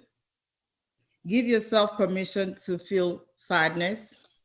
Give yourself permission to feel guilt. Give yourself permission to feel whatever you want to feel. Be compassionate to yourself. Don't put yourself down because you're feeling whatever you're feeling. You should grieve in your own way and at your own timetable. I'm going to let Dr. Ntekem talk to us about the stages of grief. Dr. Ntekem? Thank you. Yes, thank you, Dr. Ntekem. And good afternoon, all. So I will present to you the 5 stages of grief and loss. The first one will be denial. Denial buffers the immediate shock from the loss, numbing the emotion. And this is where you feel that what is happening is not happening. You're in denial of the situation. And the next one is anger. Your anger may be directed at the deceased, and at the same time, you might turn around and feel guilty, being angry at the dead person. At this time, when you're at this stage, you're feeling anger towards even the medical team that treated your lost one. Now, the next stage is bargaining. Guilt may accompany bargaining. And this is the time you're bargaining with God, asking God, please to give your loved one another chance, that you may even start going to church more often. At the same time, you might feel guilty of not providing medical attention sooner to your loved one. Next slide, please. Next slide. The next stage is depression, which is the sadness and regret, may be subtle and more private in preparation to bid loved one farewell. And our last stage is acceptance. This is the last stage of grieving. And this is where you're accepting the situation has happened. You're not facing the reality. And please, feel free to grieve any way you want. No one understands what emotions you're going through. Next slide. And kids grieve too. Sometimes we forget that children also grieve. So children feel loss just as strongly as adults. They need guardians about their feelings as well. They learn to deal with their loss by watching the adults. Do not assume they will be okay because they do not understand the concept of coping. And at this stage, you start witnessing kids start acting out, start having behavior that you never expected. And this is when you encourage them to express their feelings regarding the loss and speak to the kids accordingly. If you cannot speak to the kids, please find someone to speak with them. And I would like to share with you, recently I was in Atlanta for the national president dad's funeral. And I did observe within the family, they were grieving in their own different ways. And what really amazed me was the way the wife, the national president's mom, was grieving. She was more focused on more positive. She would then remember, talk about how the husband will laugh, what the husband would do on certain situation. She was more focusing on the husband's great sense of humor. And that was her own way of grieving. And at this time, what I will suggest is when you're in acceptance of the situation, make sure you reach out to your support system. Your support system might be your church, your friends, or even your co-workers, but make sure you reach out to your support system and you can grieve any way you feel that that is the way you want to grieve. Now, I hand over to Ms. Grace.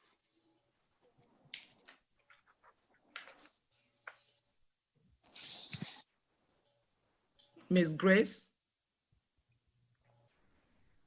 Unmute your phone, please. Okay. Thank you, Dr. Montekum. Can you hear me now? Yes. Okay. Thank you so much. Hello, everyone. The last speaker just indicated that the acceptance is the last stage of grief, but grieving doesn't end after acceptance. There are reminders that bring back the pain of loss. Reminders can be sudden and overwhelming. For example, you are attending someone's wakekeeping or even a wedding. The wakekeeping there might bring back the pain of loss of losing your loved one. Or the wedding might bring back the memory of your own wedding, either by divorce, you're no longer together. These are normal. And reminders also can be on your loved one's birthdays, anniversaries, Christmas, even driving by the job that your loved one had, or even driving by the job you had, although you no longer have that job at the moment.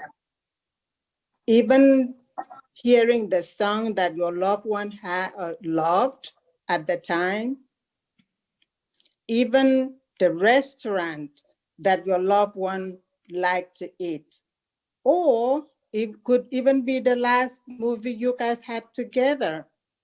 These are triggers for grief to return. And these are reflection of loss. So these feelings are quite normal.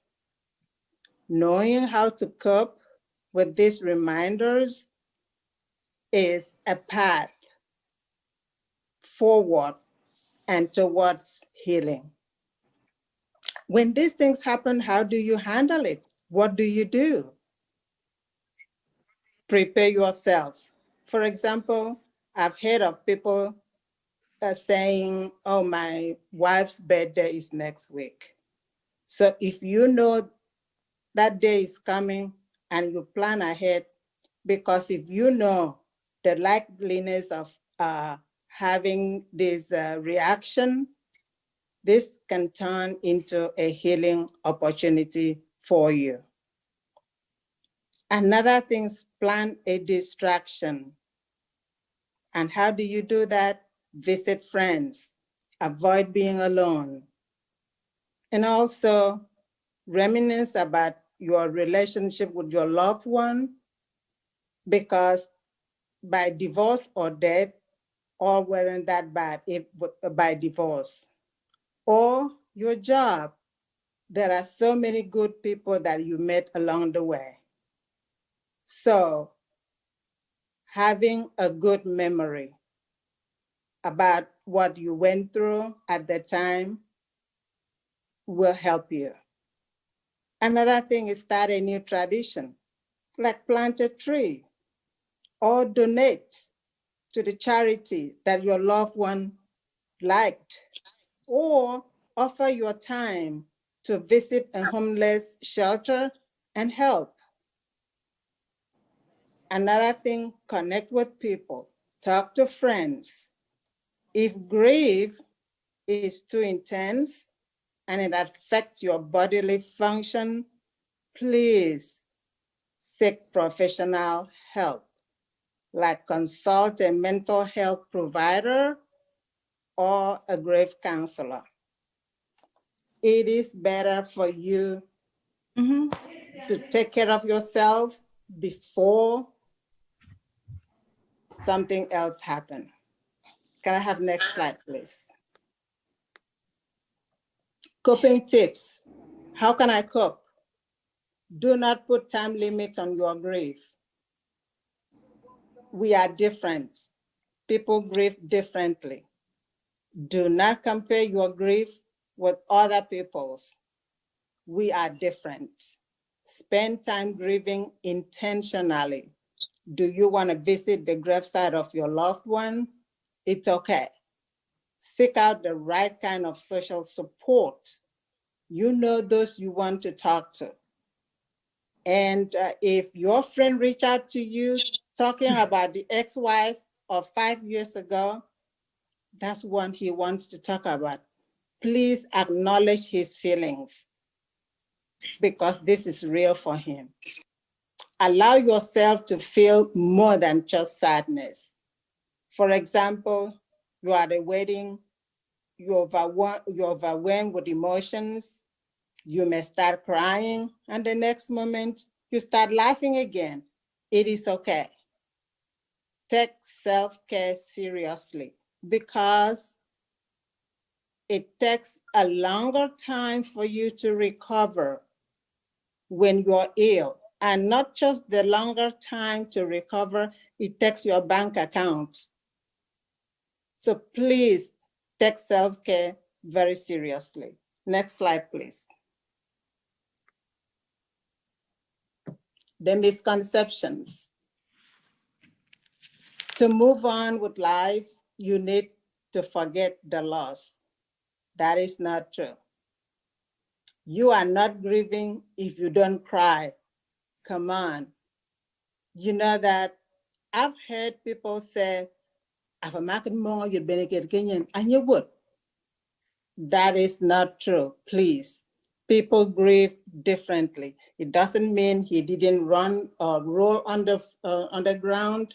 That is not evidence that he's guilty, or he's not mourning, or he's not grieving. Women grieve more than men. That's a misconception. The more intense your grief is, the better. That is not true.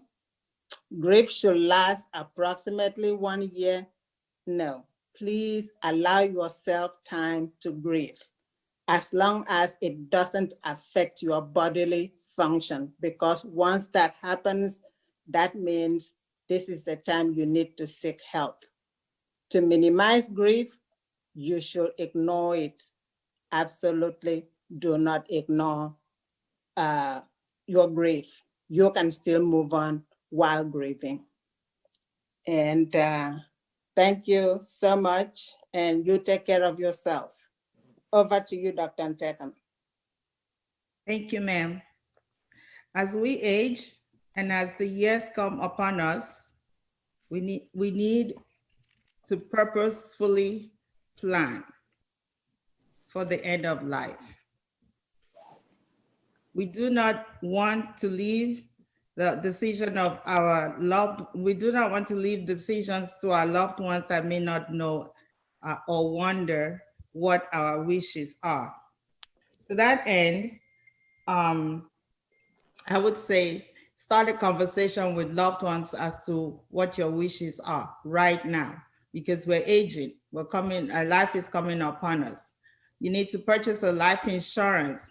There are very minimal life insurance that you can purchase. We have a lot of experts amongst us. Please outline who you want to receive your assets upon your death.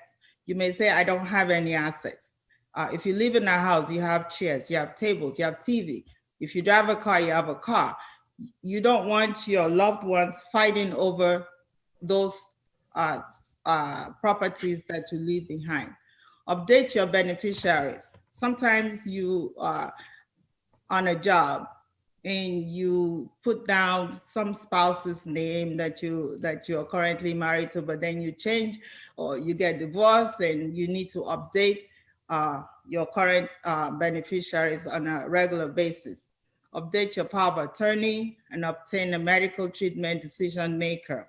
Some people are not medically inclined and may not necessarily know what the doctors are talking about. Should you get sick? Do you want to be put on a ventilator? You need to have someone that has some medical knowledge. You can also get a prepared advance directive from online. If you Google, every state has a different paperwork. And some paperwork, you don't need a lawyer. You just need to have it notarized. And you need to plan your final arrangement. Your children, your family may not necessarily know exactly how or what you want upon your death. You need to tell them, speak to them exactly how and what you want. And the takeaway from this discussion is to be prepared. It doesn't hurt to talk about it. I know people don't want to talk about death and dying, but we will die someday. Therefore, we need to take this into consideration as part of a discussion so that our family, our loved ones are not left wondering as to what our decisions would have been, could have been, should we die.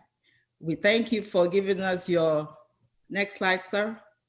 Thank you for giving us this opportunity to speak with you. If you have any questions, we would love to answer them right now. Okay. Thank you very much, Dr. Ntekem, and I guess both Dr. Ntekems and Ms. Grace with us. And I know these topics like this tend to be very difficult to discuss. We have some that may be considered taboos, but we do need to talk about them. In the interest of time, if you don't mind, if you have any questions, I guess I'll take just one, but after this, if you have any questions, contact them directly. There's actually no question. Okay, There's very no good. question. Yeah. So I will post this on the website, the presentation, for those who are interested. So thank you very much for this. President, no question. Does that mean that we didn't do a good job? No, I'm thanking you now. No, I don't think that is. It means you were very clear. Yeah, that means you covered every point. You were very detailed. Yes. Yes. Wow. That's how I would take it.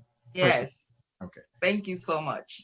Thank you. I know a lot of things you discussed there. I mean, it helped me during my process, and I hope it helps other people. So, thank you very much. Thank you. But we will move on to item number, okay, I'm just going to call it 14C. This is the non-AKISAN funded projects. Real quick, I know you guys have heard me talk about our need to fund projects outside of the convention through private donors. You've also heard me, I know I had that video cast with the IT guy in Nigeria.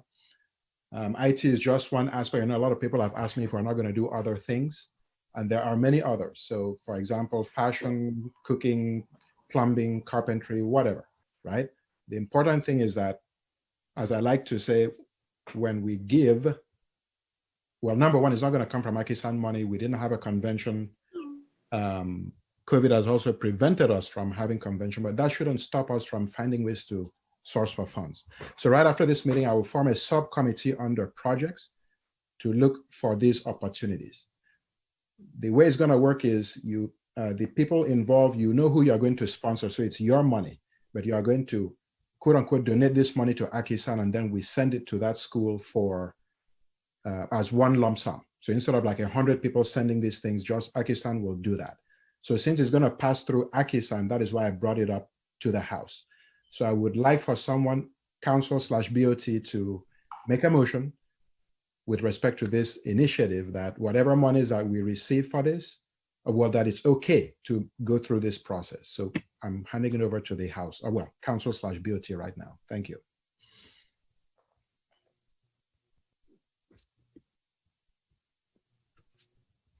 Can you guys hear me?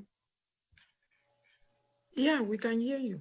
Okay, good. So are you asking for us to make a motion in terms of like that anybody that wants to pledge funds utilize AKISAN as a means to do so, so that they are actually able to write that off on their taxes, which is what the proper protocol should be? Yes. Okay, well, that makes sense.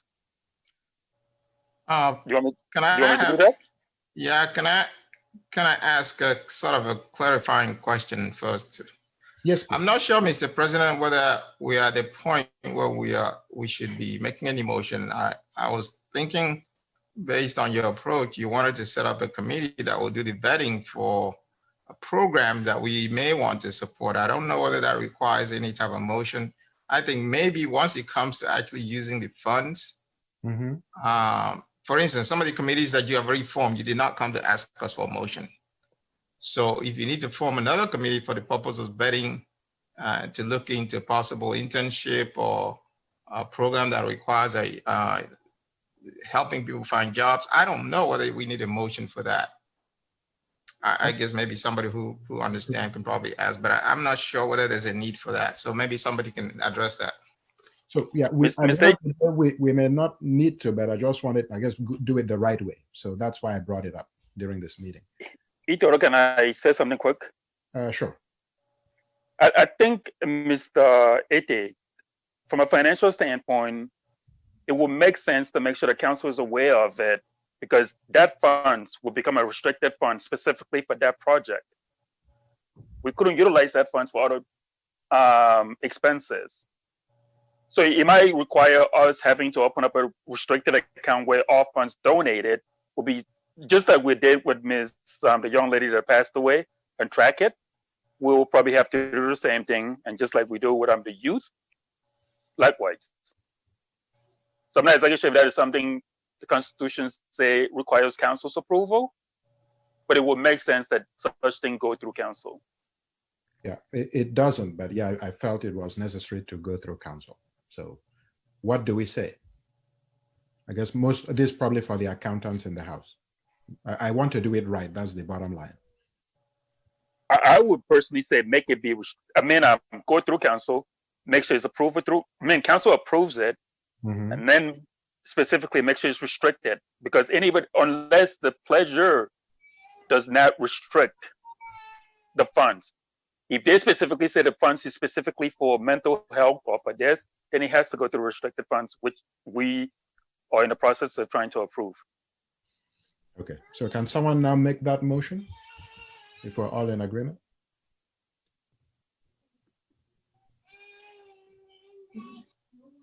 I guess the question is how that motion is going to read. I'm still a little, I'm sorry, but I'm still a little confused how that motion reads. I was hoping for Obong to just do that. I take it. No problem. Can I state it? Yes, please. Yeah. Okay. I am here. My name is Obong from Minnesota chapter. I like this ECOT Minnesota. Since nobody's taken ECOT yet, so don't touch it. From ECOT Minnesota, I here make a motion that we should authorize the current national president to create a committee / an account that could seek donations from fellow Aquabomites and like minds Aquabomites that, or like minds people that support agendas to pledge funds to mental health?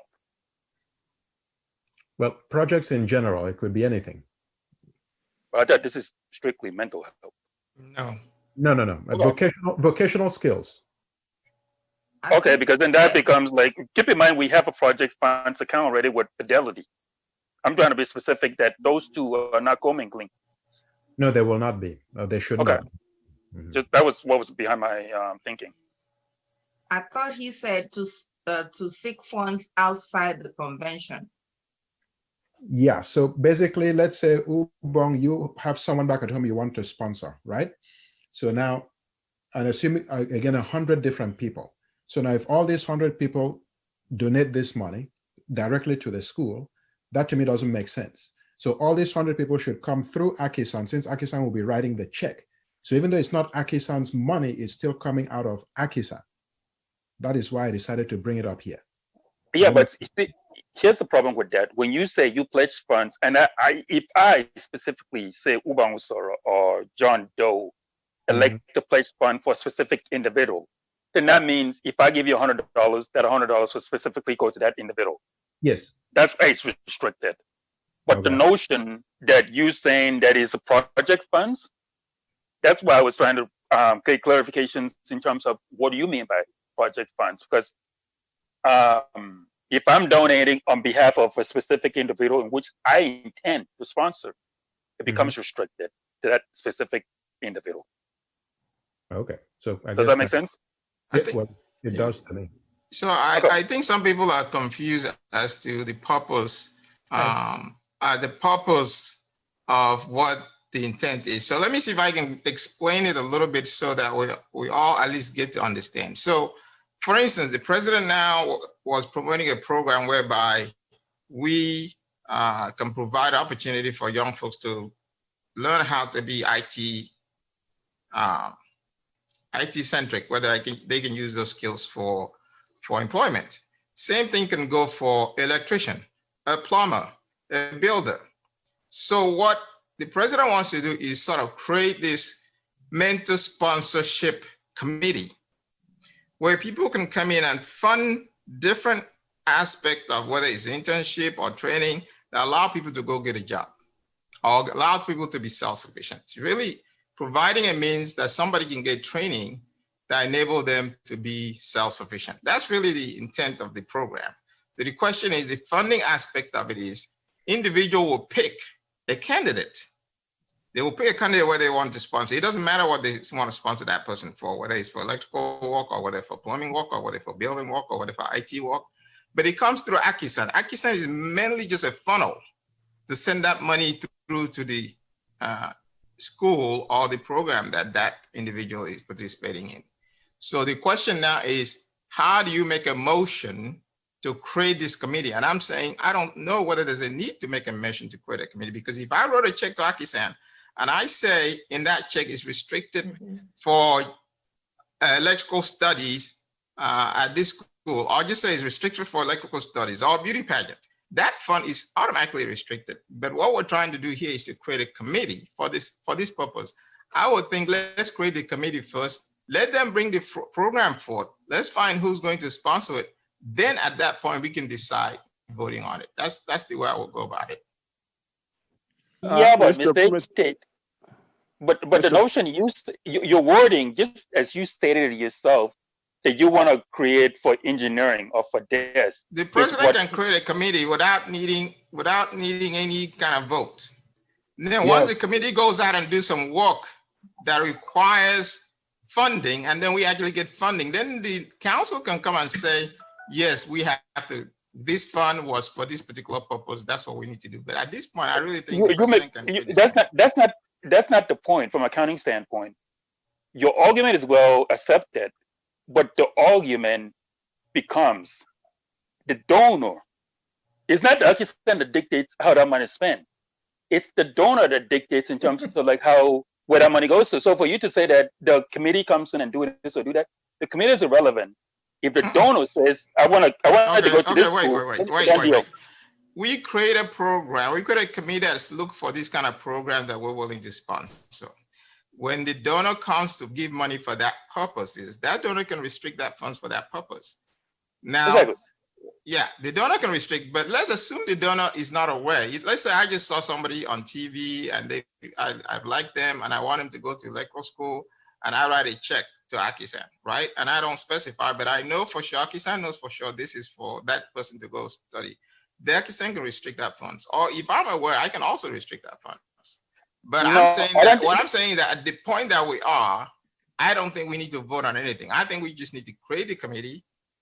And but I'm then telling once we actually you, get funding that comes in, we can decide what is the restriction for that funding. but I'm telling you, the restriction is not done at the organization level. The restriction is done from a donor standpoint. Then we don't need to vote on that purpose. Exactly. Yeah, Any funds that comes in without restrictions is the general Mr. fund. President, if I could, please. Okay, go ahead. Do I have the floor? Yeah, I'm just trying to help with closure. And to your point about, transparency and helping the House understand what you're trying to do.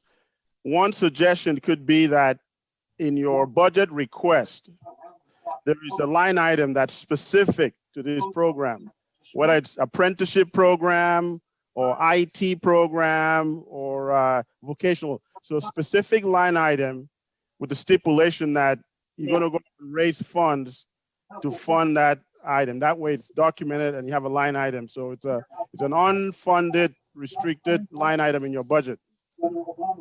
That funds raised for that unique purposes would be utilized for that initiative. And then you amend your budget line item and put that in there. And when we're going through the budget approval process, you can get approval to proceed or decline from proceeding. Thank you. And that's it's actually in the budget that we'll be going through very shortly. Can I make a suggestion here? One more, please. That's it. Please mute your lines if you're not talking. Thank you. Do I have the floor? Yes, you do. Okay, this is a Eugene Okoro. I think what the president is asking is the right way to do this project. The right way. Hold on a sec. Sorry. Can the co-host mute that line, please? Sorry, Mr. Okay, he's muted. Thank you. Mr. Kun. Okay, since new program can only be approved by the convention, my recommendation and suggestion would be we have 2 existing programs. For you to piggyback on those programs, we have the education already approved and we have the skill acquisition. So you can tag this onto an existing program, and then under the Constitution, you can form an ad hoc committee to run. You cannot form a standing committee, but you can form an ad hoc committee to run and manage this. So you present to the House the intention to add a new phase to an existing program and explain to the House how it will be funded. And this committee would manage it and fund would be restricted. And so if any money that comes in will go specifically for that, just like scholarship, just like a medical mission, this may be restricted if somebody gives it. But we have to specify, you have to specify here that any money that you raise specifically for that project or donors give for that project would be restricted for that particular project. So you go through 3 avenues: target under existing program, so you don't need approval from the convention, and then present how it will be funded to the council today, they approve it, and then you set an ad hoc committee. That committee will be dissolved when you leave office, because at that time, the life of the program would have been finished. Or if you want to continue, then at the convention, you present it as a program, because people will have seen the result, and then it becomes an approved program that will be continued after you leave. Thank you very much. So right now, out of the 3 things you said, I guess we have 2 covered. The last one will be the forming of that ad hoc committee. So that will be done right after this meeting. So thank you very much. You're welcome. Let me get the agenda back 1 second. All right, so item number 16 is the budget for a budget 2020-21 presentation. Mr. Secretary, could you pull that up, please? Thank you.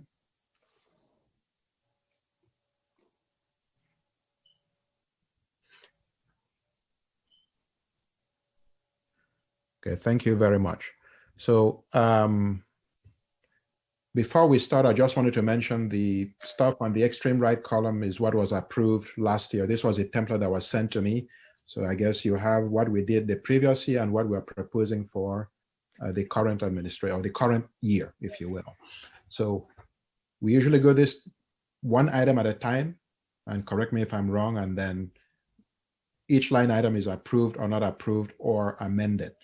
Let me see. Okay, Mr. Secretary, do you have the spreadsheet for this?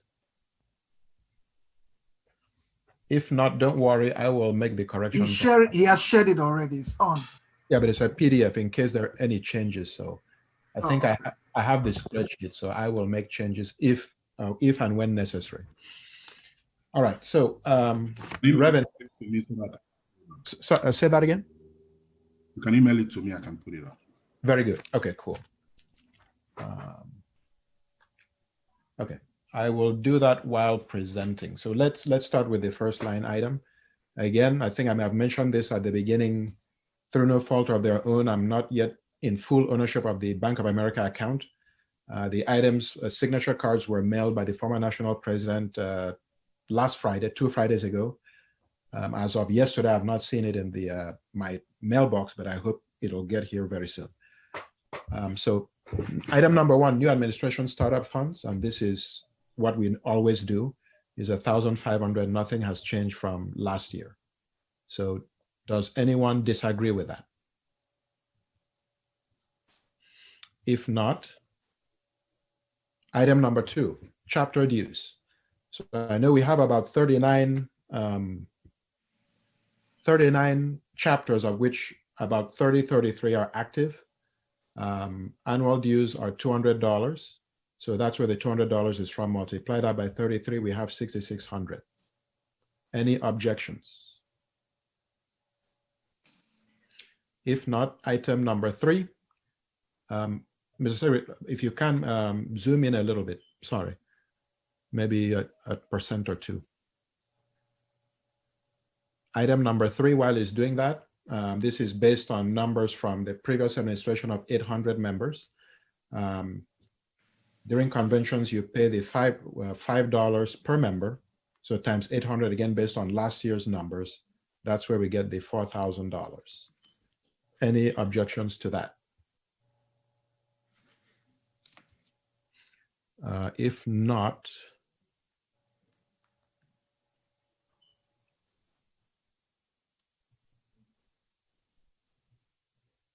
okay, cool. Chapter convention fees, that's $100. Again, times 33 chapters, $3,300. I guess I'll just go ahead and read everything. If there's any objections, feel free to stop me at any time so that we can save time. Convention registration. Again, what I did here was I averaged what was done in the previous 2 years. So I guess 2018, 2019. So that's where the convention registration members is $100. International is $120, $150 for non-members. So $40,000. Convention booklet ads and booth rentals. So we do rent out booths. We do have a program booklet. In many areas. Well, please mute your lines if you're not presenting. Or if you're not talking, sorry. He's muted. Okay. Okay, thank you.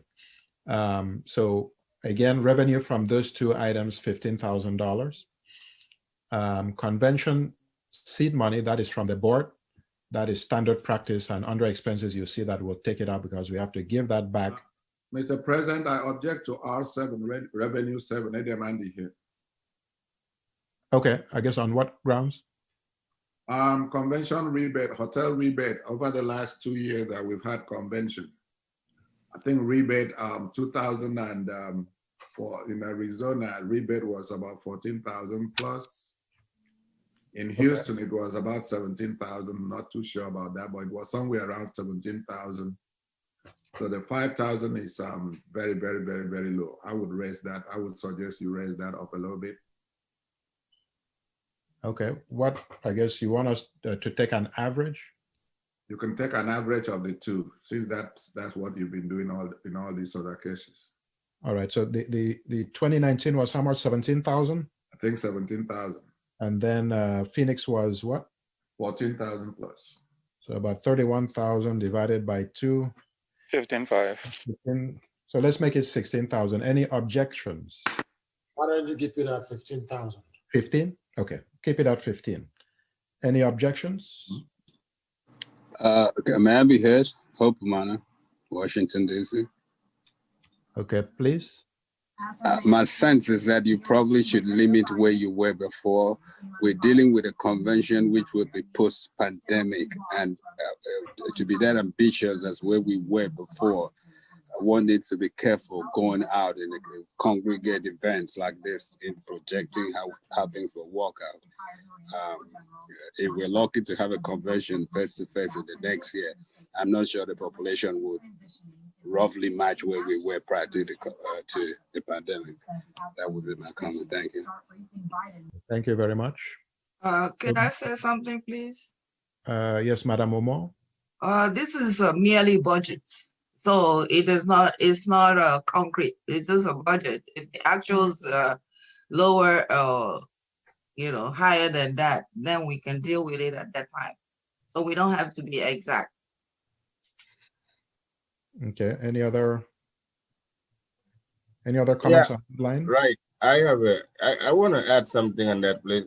If it's a budget, then it doesn't have to be exact. However, we should be close to normal, because that is how we will be able to, view it and test it and make sure that we are close to being accurate. Therefore, I think some of the average 15,000, I mean, I'm saying that based on what I do know exclusively about the convention rebate. I think is on the line also, could speak to this in very deep detail. I think $15,000 is prudent and appropriate. All right, thank you very much. So let's. Mr. President, this is Michael Latham from Philadelphia. I agree with two of the callers. If this is just a budget and we're dealing with post-pandemic situation, you have the budget that was approved from 2019, 2020. You could just take 10% lower on that. That's how you make a budget, because then you're dealing with a pandemic and you're also dealing with the fact that you may not have the same number of people in a congregation in one spot. So I would have taken the whole of 2019, 2020 and reduced it by 10%. That would be the quickest way for us to put a budget. And it's not saying it's concrete. It just means this is what we'll work with. And if it goes up, fine. If it goes down, we can readjust and recalculate at some point. That's my suggestion. Okay, so now, Mr.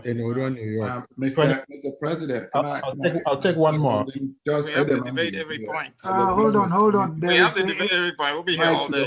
Mike, your suggestion would make sense if we had the performance, the 2019-2020 performance.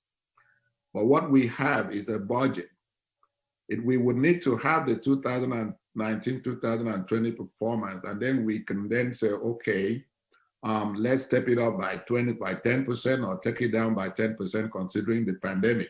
Well, what we have is a budget, and if you look at that budget, I'm not sure how close we came to realizing it. So my suggestion, or my suggestion would be, let's stick with what the executive has put out here and evaluate them, line by line as we're doing, because I think this is a better, more realistic proposal, in my opinion. Okay. After Mr. Noda, we move on. Yes, Mr. Noda. Yes, I mean, we're looking at a budget here that's going to give us a total revenue, don't forget.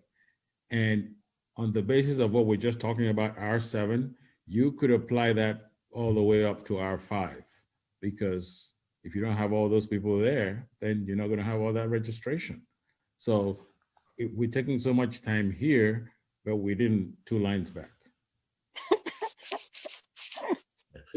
This is what we're going to do. And by the way, Mr. Secretary, I emailed you the spreadsheet. We will keep it at 15,000 since it's a budget. We Can pray, I of just course. say something, point of information? I just look at my report. It was altogether $19,959. For both? Yes, that's the, no, for 2019. Okay. Okay, let's So let's keep it at the 15,000 then. And 15,000 is good. All right, thank you. So we already talked about R8, seed money. R9, What was the actual? skill acquisition project. This goes back to what Mr. Eugene Okon had talked about. So the amount listed there, 30,000, is based on private donations. And actually, I would like to keep these projects, whatever they are, small so that we can easily monitor them. So whatever it is, maybe 20 people max. Because if we start off, that way we can easily measure and determine if we need to continue this in the future. So that is why I have that low amount compared to what was there, I guess, the year before. Fundraising by R10, fundraising by BOT. There are 9 members at $2,000 each. That makes it $18,000. Fundraising at National Convention. Again, it might seem a little ambitious, but I think we can do it. Even if we don't have a physical convention, but I pray that we do, we can also raise funds virtually. I know it's a smaller comparison, but in Atlanta, we've had an ongoing virtual fundraiser, and people are actually donating money. So that's the 150,000. Fundraising for the scholarship project, that's R12 scholarship project, R13 medical mission project. Again, I am hoping that we are able to raise these funds again privately. So for example, we can go to hospitals. There might be people who have direct links with these bodies. We can get donations from such entities.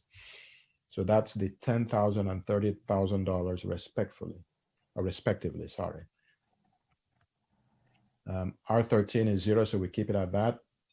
R14. Then R15, fundraising for the youth and beauty pageant. I call upon everyone, I think the youth president mentioned this in a presentation, if they need any help, we can step up individually. They can also go to corporations to help raise funds for what they need to do. So that's for total revenue, total $335,000, $335,400. Now we move on to expenditure. Mr. President, I have a question, please. Yes, please. I've been raising my hand. I'm sorry, go ahead. Yes. This is Lady Epo from New York, R9. R9. I have a question on R9. Okay, please. When you presented the previous information about skill acquisition, yes, you said it's not going to be funded by AKISAN. That's right. So now I've seen here that skill acquisition is $30,000 proposed, $30,000. Is that is conflicting? Please, can you clarify that for me? Yeah, so that'll be taken care of under expenditures, just like the seed money for convention. So if we're able to raise 30,000 under expenditure, which you'll see, it'll be 30,000, so it'll be 0. So it's not going to cost AKISAN anything. Does that make sense? Yes. Did I answer your question? I think I'm looking forward to your expenditure to clarify that in my head. Okay, no problem. So E1. The President, your figure has changed. It should not be 335. It should be 345. Cause online. Oh yes, yes, that's right. That's right. Yes. 1,000 to 15,000. Thank you. Welcome. Yeah, I guess. You have the Excel version. You don't have that problem. Yeah, I emailed to him, but either way, I will update. I'm also taking notes on my end, and then I'll send it out again once it's done. See why you need QuickBooks? Yes. Now, for you. Waiting for the finance committee on that. Never for you. E1 expenditures, telephone, $250. I do have a comment on that, but I'll wait till general. Computer/printer. I do have a laptop from the previous administration. I have a printer that they mailed, but the former national president told me that it's not working. I am yet to test it out. Once I do, I'll let everyone know. Printing and supplies, $500. Postage and post office box, $500. Bank charges, $200. Travel, national council meetings, $10,000. Non-convention fundraising, one trip to Nigeria, $2,500. Convention seed money from BOT, $20,000. So that zeroes out what was in the revenue. So that total is $80,000. For convention expenses, $80,000. Membership services, AKISAN.org, the website. Could you so scroll down? Sorry, National Secretary, please scroll. Sorry, Mr. President. It's okay. Website, so that's for paying for web hosting and all that, $2,500. Auditors, $5,000. Legal services, $10,000.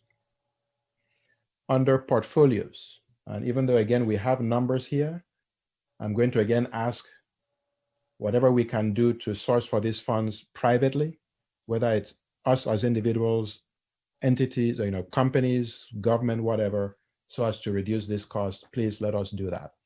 All the same, culture, I have 5,000. Beauty pageant, that's Mr. and Miss Akwaibom or AKISAN, 5,000. Youth affairs, 5,000. Information, 1,000. Welfare, 2,000. Social affairs, donations to chapters for their projects, $6,600. Liaison activities, 1,000. Under projects, scholarships, 20,000. Health, that's medical mission project, 45,000. Akwaibom Cultural Center, 50,000. Volunteer corps/humanitarian efforts, 5,000. I'll skip down since it's zero.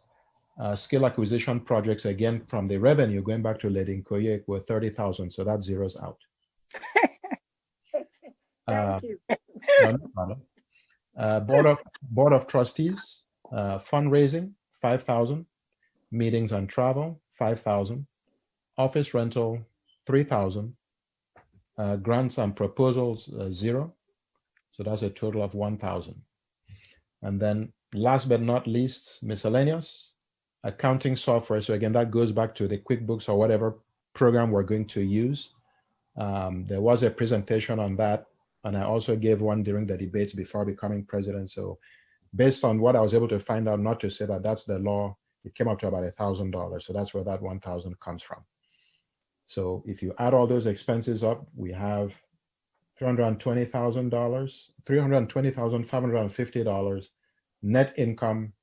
If you add the 10,000 from above, will now be, I believe, about, what is that? $24,850.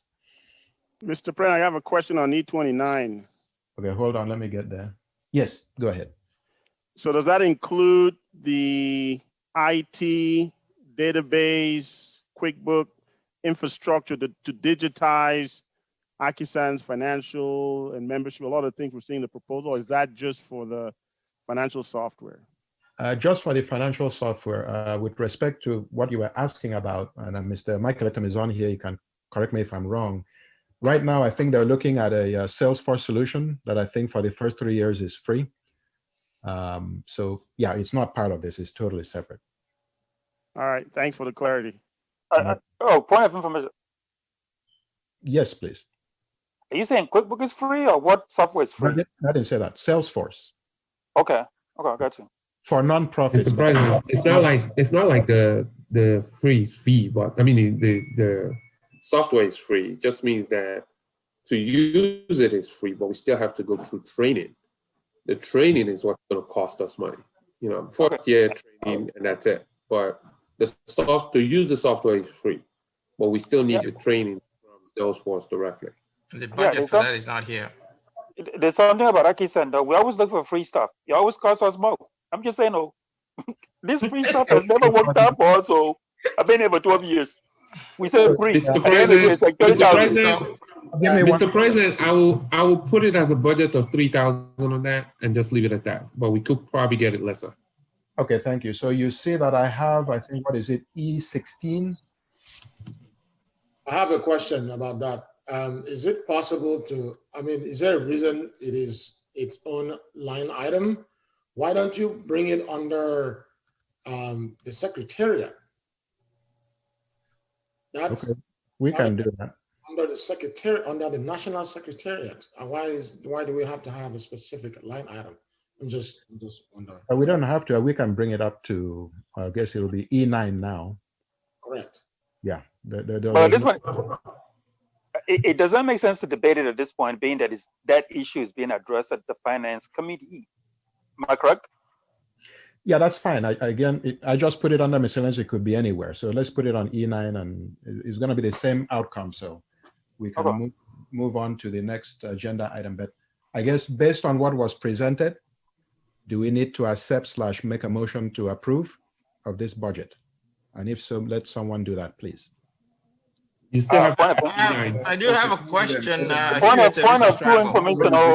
Hold on, Mr. Hewitt. I have a question. Point of information. I think Mr. Hewitt had a question. Yeah, I'm about. Okay.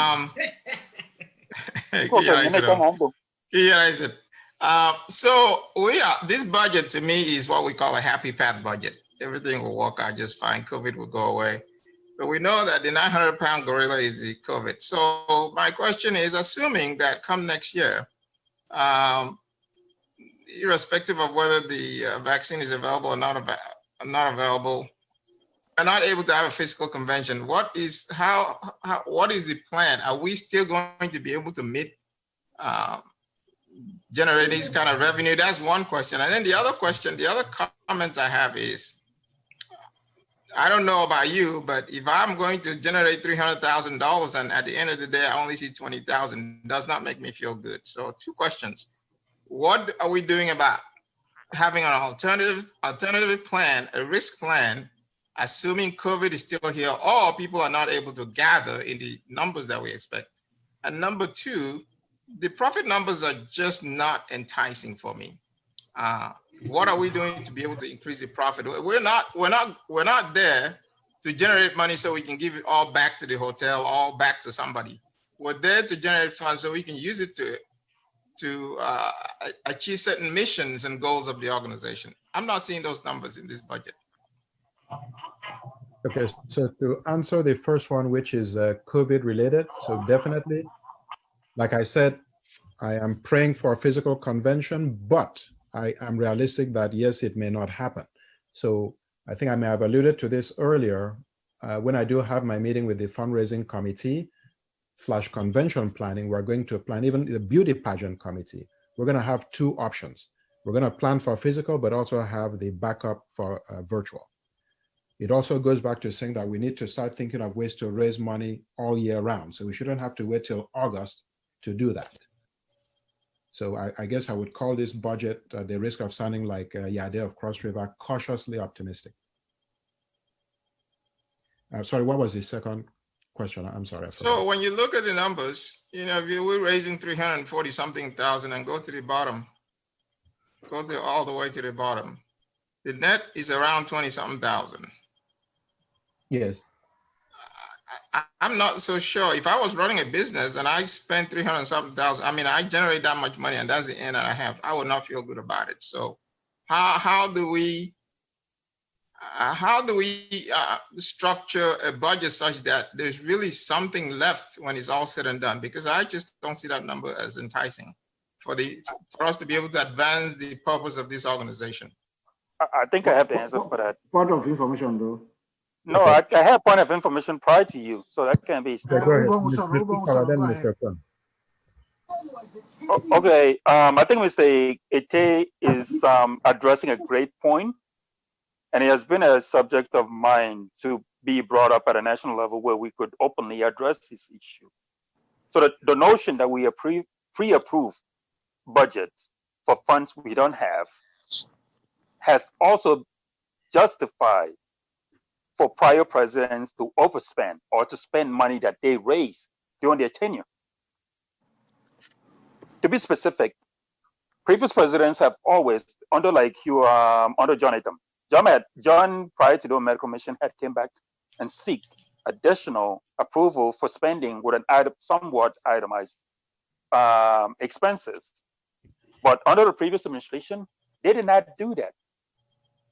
So if I would just that brief history, if I could further stipulate that going forward, this blind approval budget that we're giving to any given president going forward should not be a means or grounds to spend if you raise the funds. You should have to come back to council and seek additional approval with somewhat of an itemized expense item so we see if we even have the money. Because the notion that we approve a budget for 300,000, say if we raise 400,000, you could spend 300,000 on this earth. Does not make any sense to me. So if Hewitt is asking about the bottom line, approving a budget for money you don't have cannot guarantee you a positive number at the end of the day. I don't get that. If anybody could allude to it and make that make sense to me, I will go to your church tomorrow. So, okay, can I add to that? I'll combine the two. Go ahead. Yes. The mission of AKISAN is to serve. We are a non-profit. The notion of keeping 100,000 in the bank is contradictory to our mission and goal. So if the president is giving a budget that is going to help people to the tune of 200,000 and he raises 200,000, I think that is an accomplishment that we actually have done what we say we were seeking the money for. We should not be collecting money from people to put in the bank. Every non-profit will tell you how much percentage is going to go to administrative costs and how much is going to go toward the actual program.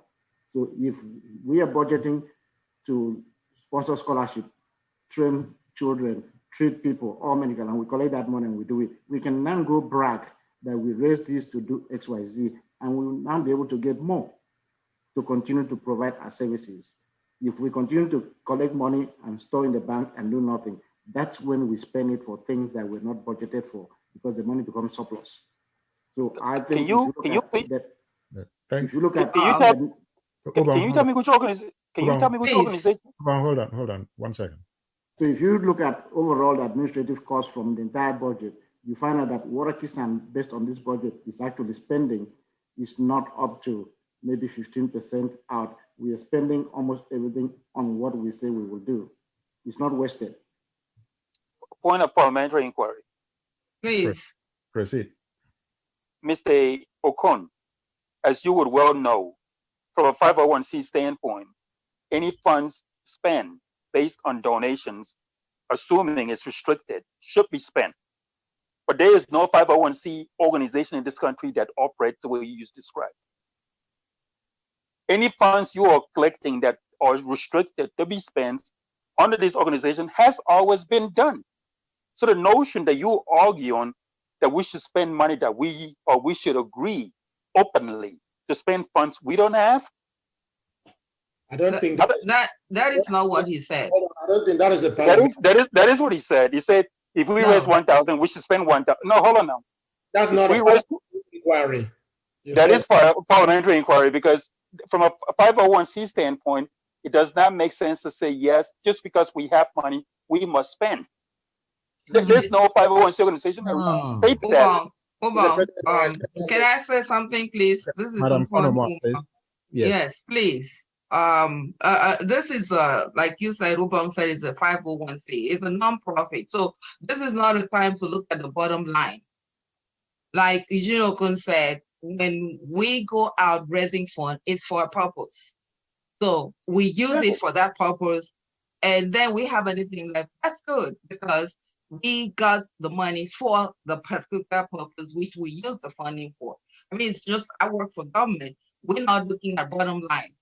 we have specific missions. And when appropriation is giving out, you're taking it for that purpose. And whatever you have left, you have to return it to the treasury. You don't keep it. But Madam President and Mr. President of the National, we confusing stuff here. Exactly. Thank you. Let me say this. Let me point an example out. People have looked at the Fidelity Fund and say, okay, we shouldn't be putting money aside. We shouldn't be piling money up. We are not piling money up. Every year we have the Ibom Cultural Center in our budget. So it is we're raising money for that.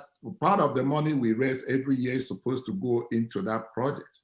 So it's not like we're declaring a surplus and putting it away. That's not the point. That's not what is happening with that account. We're raising money for that project as part of our budget. And so when money comes in, at the end of the day, we put money there because it is part of a project that we have, established and planned to do when we have enough money. So that Fidelity account doesn't go under this category of declaring a profit and putting it away because it's part of the budget. We are funding it year by year. That's what we're doing. Mr. President, if you allow me, the other part of this project, the budget that I want to bring to our attention, and maybe we can correct it, is the fact that we raise funds like the one you put for the technical skills acquisition, and we say it's going to be privately funded, and then it zeroes out. That's fine, but it is budgeted. There are situations where we go out, because in the course of executing a project, we go out, raise funds as part of that project, and spend it anyhow we like.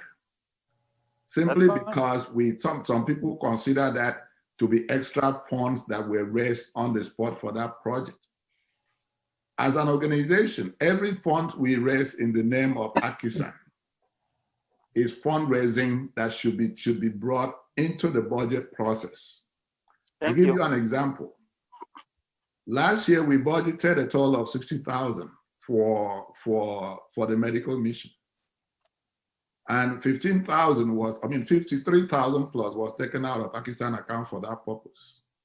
And then we raised some money in Akwa Ibom from government and other sources. And then we went out and spent what we took out of AKISAN account plus what we raised as part of in the course of executing the project. By the time you look at everything, we see that the entire budget for that project was busted.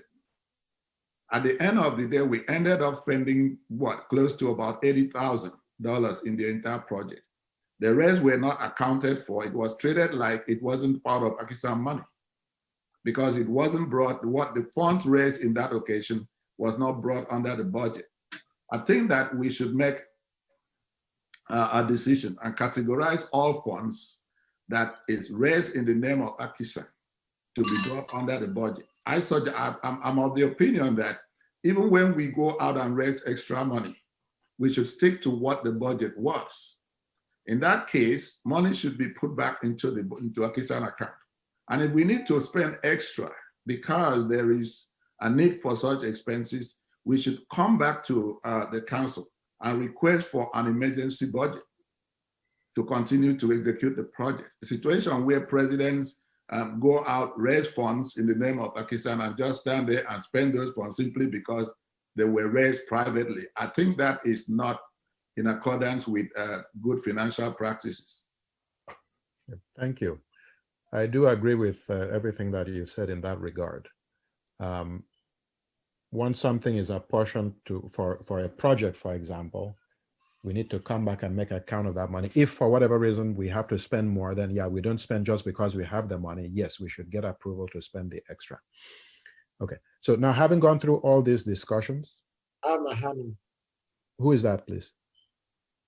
Achibong. Oh, okay, sorry. I'll take one more after Achibong. I had my hand up. Okay, yeah, go ahead. I have a feeling, Mr. President, I have a feeling that we are turning these conversations upside down, mixing things, and I feel like we are all over the place.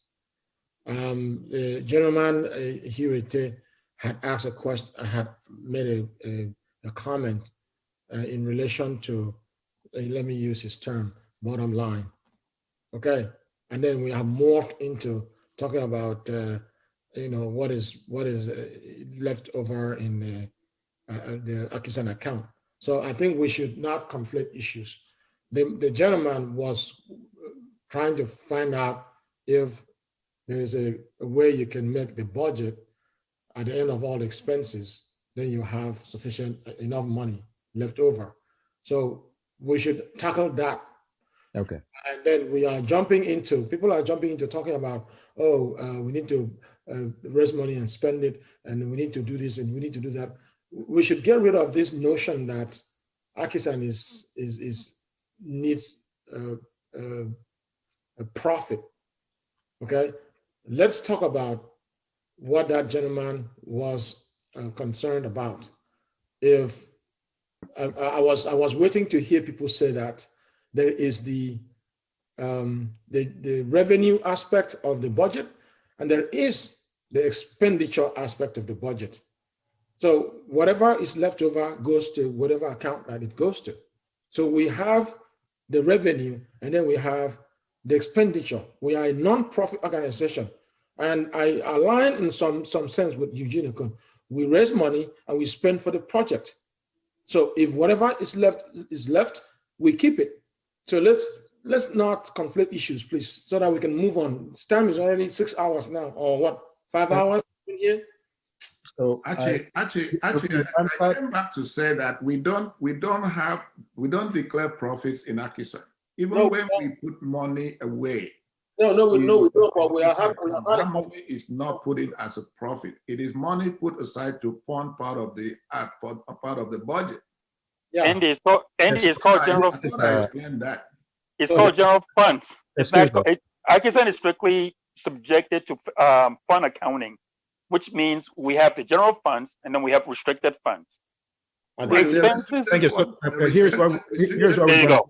That's what it boils down to. It has nothing to do with the profit. Move on, please. So, yes, please. I did get sidetracked. I apologize for that. Mr. Ete did have the question. I guess his question has been answered by Mr. Kun and Mr. Usaro. Okay. I'm looking at what are we going to do and can we do it? Since we're a non-profit, yes, the bottom line is not to make, I guess, killer profit, if you will, but what are we actually able to do? So I don't even see that as a concern. Yes, it's way less than what happened last year, even though I would probably question what did they actually do, but again, I'm not going to go there. So let's stick with what we have here. The important thing is, are we able to raise these funds? Can we have a convention? If not, how do we, what are our backup plans? And then that's it. So thank you. Can someone move to and adopt, I guess, or to approve this budget, please? Mr. President, Engineer Kiko and AKISAN San Diego, I move to adopt the budget with a caveat that scholarship, medical mission, and skills assessment before any of those budget is spent, that an itemized plan be shared with council. Proposal. Thank you.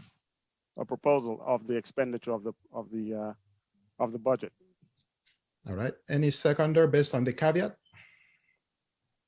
I'm gonna second that in Aiken, Nashville, Tennessee. Thank you. Any objections? If no objections, any objections to the vote itself? If not, the vote carries, unanimous consent. Next item on the agenda is the break. I don't know, should we just ignore that and move on? Or do you want to move around for about 5 minutes or so? But let's move on. I said we press. All right, thank you. Anybody that wants to break could excuse themselves and come back, but we press. All right, so the train has officially left the building. Item number 18, burial of Ian Okokun, a report. This will be quick. So I already alluded to this in my introductory speech. So basically, without going back into that, we had that situation that we did. We were faced with the body being handed over to the county. We had about 1 week to come up with about $6,000. I created the GoFundMe account. Mr. National President, point of information. Okay. Yeah, let's just share that report. So because I wrote the report here, so people can just see what happened. Okay, proceed, please, since it's already open. Oh, okay. Yeah, so basically we had that information, and this report shows everything that went through, the funeral arrangements, where it was done, where she was buried, and Bob, scroll it up. Thank you. Keep going. Next page, and no, go to the attachments. So the first page, the bottom. This is actually the letter of consent from the family, and the items that we have here: the funeral authorization from ENS family, financial report, funeral expenses agreement, the wire transfer payment, payment receipt, and ENF Yongokokon's funeral announcement. And on the it's all on this report. And you can share the screen on the financial report. That's what the president was. Yep, no, not that one. Yes, that's it. So actually, total revenue brought in was about $14,004. And the funeral burial on October 30th did cost $5,315. And we had the wire transfer to pay for that. And when you subtract that, as of the day that we pulled all the funds, what we have is the $8,659.02. And I believe the president was going to ask the council to keep this account open to see how to build a trust fund, create a trust fund for ENS 3-year-old daughter. So we have those funds, and if that's approved, then the funds, whatever comes in at a point, that decision will be concluded. So basically, that's all of the documents that we had for the report on that. Okay. Thank you very much, Madam Vice President. So like she said, we raised about double what we were expecting. There is money left over. I'm going to keep the account open. It's not part of AKISAN money. And then come August next year, I'll create an account. The custodian will be the godmother, who is, I believe, a member of AKISAN Chesapeake Bay. And when the child comes of age, that money will be handed over to her. I hope that makes sense for everybody. Dr. Tom Becker has his hand up, Mr. President. Okay, yes, please, Dr. Mbeke. Thank you very much, gentlemen. Still on this issue here, Mr. President, I believe not too long ago, there was information sent out soliciting money from individuals and chapters. Yes. For bereaved family. I know a situation like that happened in my chapter that led us to open a special account, which, of course, a lot of people are, of course, getting old, and many people are dying. In fact, we just buried one a few days ago. Does the National has an account, at least specifically for a situation like this, rather than every so often we reach out to people for money to aid one family or the other? Also, I want to quickly make reference to is it PTF fund or so. What is the essence of that fund? I have people in my chapter who had passed on the last 4 or 5 years. None of them has benefited from this money that we had in the past contributed. Can you please shed a light into this? Thank you. You're welcome. So number one, yes, there's a specific account for this. It's called the Inyana Okokon Memorial Fund. This was a unique situation. Well, I guess I'll go ahead and mention it was not, we had asked for donations for this based on the situation. Will we do this every time? No. Of course, we pray that this situation does not happen again. You mentioned the ETF. This was addressed, I think, in the roadshow last Saturday. It's totally different from this. ETF is open strictly to members, not quote unquote outsiders, I guess, non-members. So this was a unique situation. It was brought to me like, I think within a week or two of assuming office or so. And that's why we did it. Honestly, I didn't even expect we'd raise this much amount of money in a short amount of time, but we did. I am praying that we don't get into this situation again. So I hope I've answered your questions. Not quite. I am saying if there is a special account for a similar situation, because it will happen. I'm not praying that it happen, but it will happen. Be it a member or not a member. Mr. President, may I bring a point of information to this particular matter for you? Yeah, I hope you want to hear. From a point of, we are a 501c3 organization.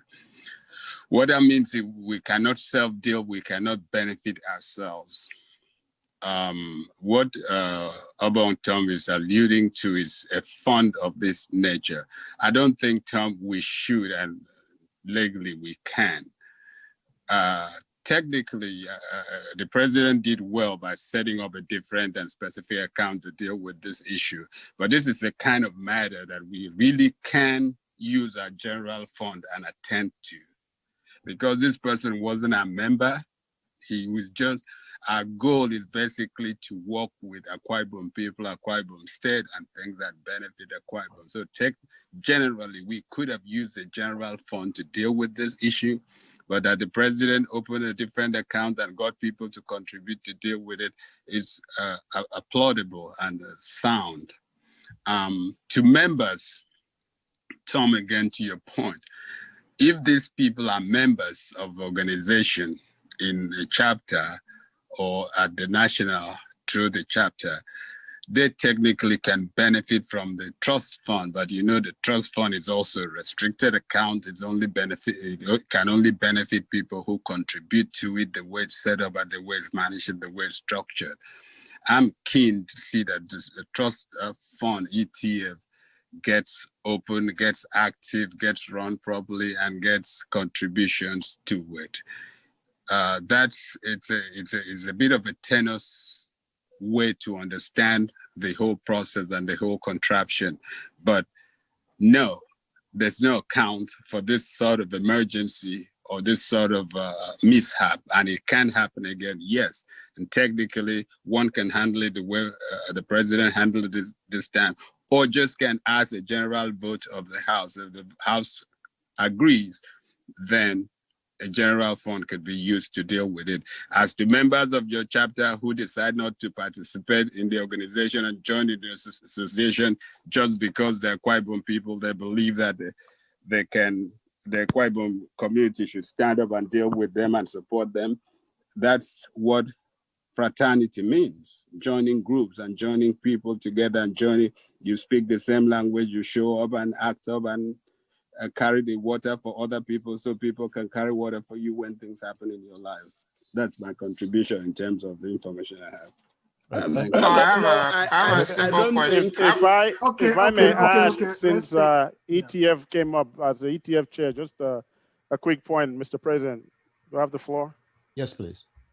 All right, yeah, I just wanted to give an update. You know, we presented in detail at the roadshow on the status and strategy to reactivate the ETF program, which is separate. And right now we're tracking to the April council meeting to get that program restarted. And so, you know, engage your chapter presidents if you did not hear that presentation, and I'll be happy to share. But the plan right now is to try to get that program revitalized.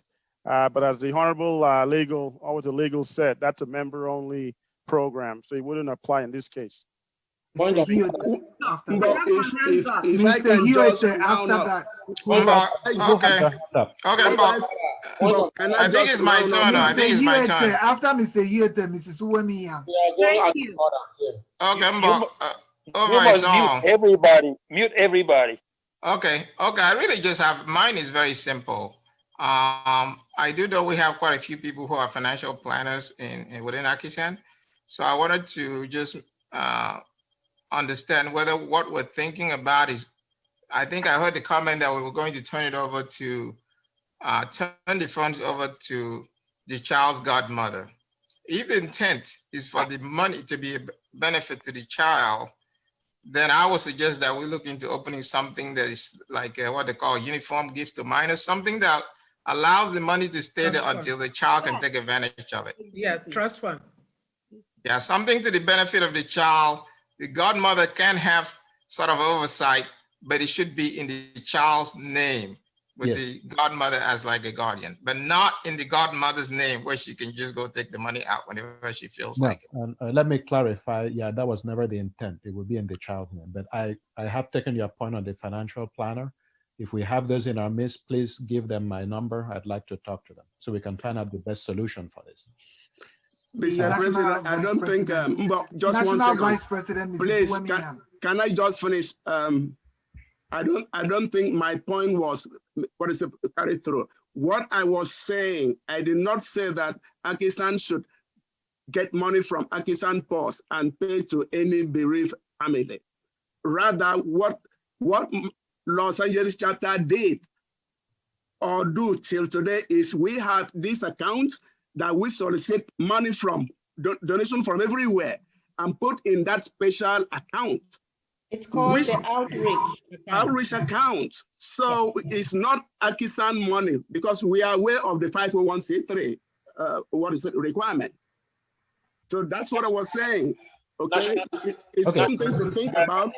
I'm in the finance committee. Hopefully, if you guys want that to be introduced through that committee, I think it would be a good idea. I would like for the finance committee on that to liaise with the welfare committee too, if you don't mind, since it's related. Thank you. Okay, Mrs. Right, thank you, Mrs. Iya. And then that's thank you. Oh, Jesus, my Lord, what did I just do? Yeah, I'm just Mr. Secretary, I have just a slide to share for just 2 minutes. It's not gonna take time. And because this subject is very important for welfare. And yeah, as we learn from what happened to this girl, we really see that it's so important to reach out to some of our Kwaibom people who come to this country and don't even affiliate or associate with our organization. And this really brought home a lot of thoughts. And that's so the welfare committee, we are looking at doing things a little bit different, like really reaching out to the chapter presidents, working with them too, as we go on to see some of the people that are not really from Akwa-Ibomites, but do not even have any interest, to see how to bring them into the association. And then reach out to members. It's not just when somebody dies, but it's about having these connections. I know it's so strong at the chapter base, but at the same time, national plays a role by showing that commitment and interest to our people as a group. So that's something that we are actually looking at the chapter, at the AKIS national level too. And I know it's really gonna help when we're able to come up with the developing the database with the IT committee, and something like looking into affordable life insurance that people can be made aware of. We have people here that are have insurance businesses. It's not a group policy, individual policies, but these are things that we will look into. And even as we're talking, if the financial people in our midst, we could hold some kind of awareness that really these people can come speak to some of us to see how to help us in managing our lives, because we are here, a lot of us are here to stay. We are not packing our bags and things keep happening. So I really think that these are things that we are talking about in the welfare committee, and we'll see how to bring them to life too. Thank you.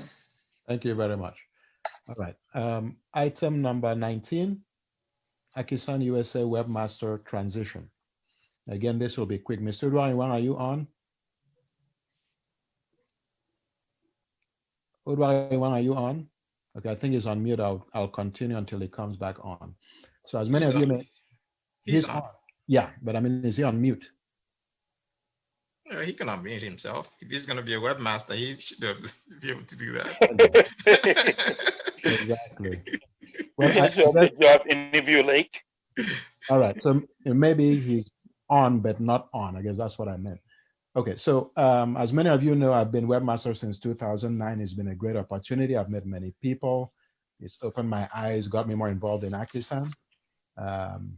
I've always wanted to hand over with every administration, but they always say you need to continue. But now I'm the national president. In as much as I would like to continue, I have a lot of things on my plate. Fortunately, with the current youth administration, they wanted to update their website, which is akisan.org/youth.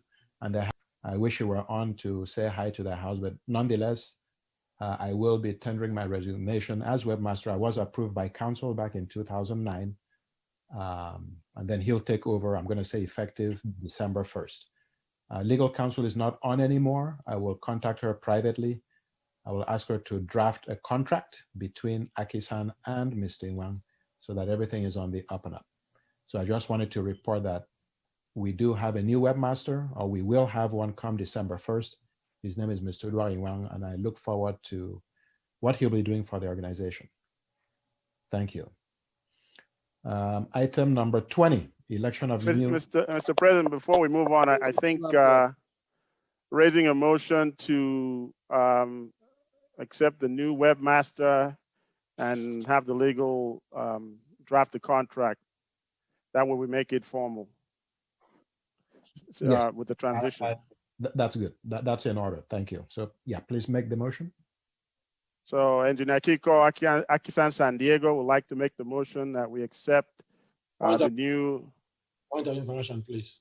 I think that should be an executive responsibility. I don't think the council needs to really move a motion for that.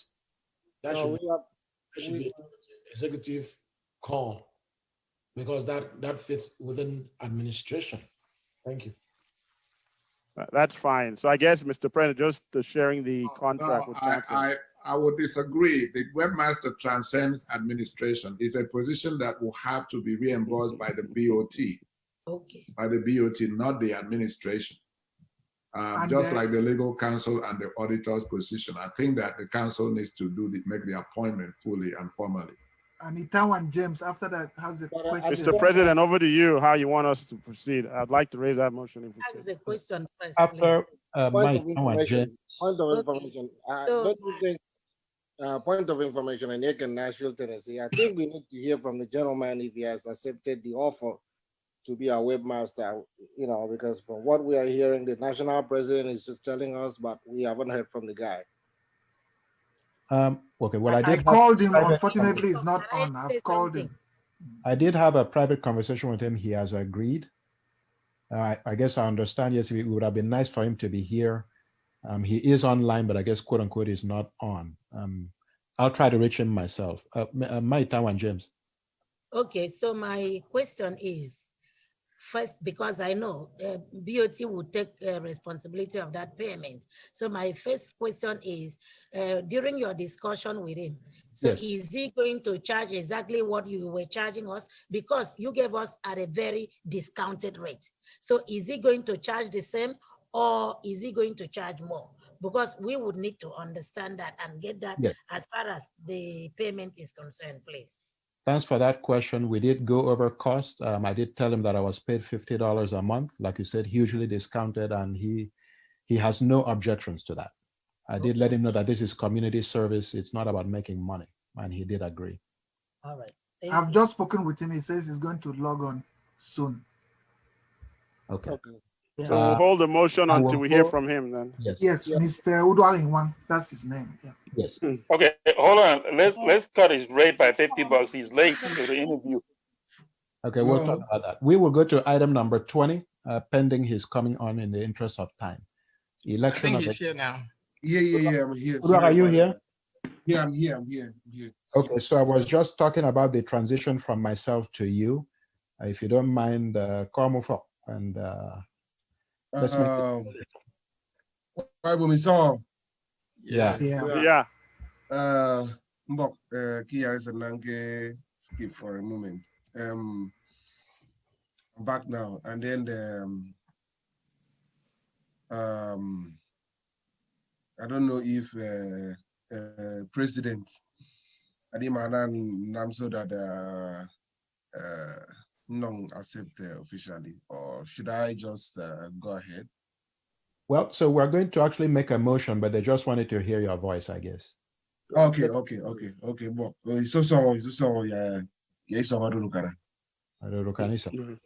All right, Engineer Kiko, your motion, please.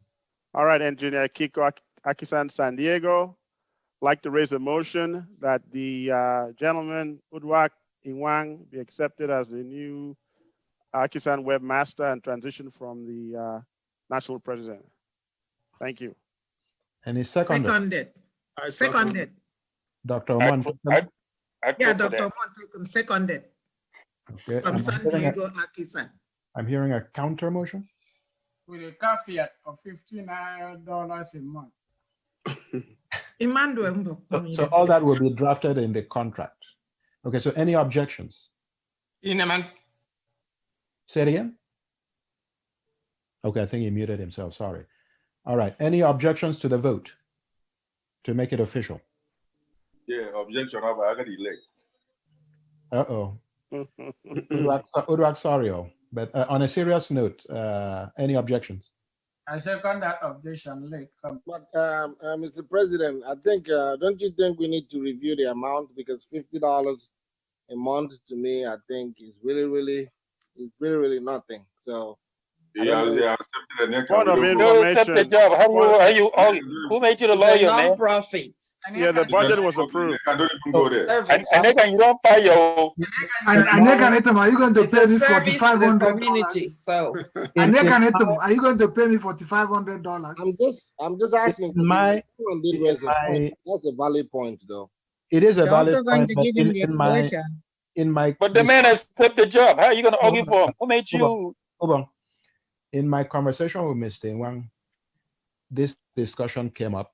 I let him know, even though he may not have voiced it publicly to me or verbally, that I was charging $50 a month, very low, but I looked at the bigger picture. Exactly. I could even attribute me being national president today because of that job I took in 2009. So Right. it's not about the money.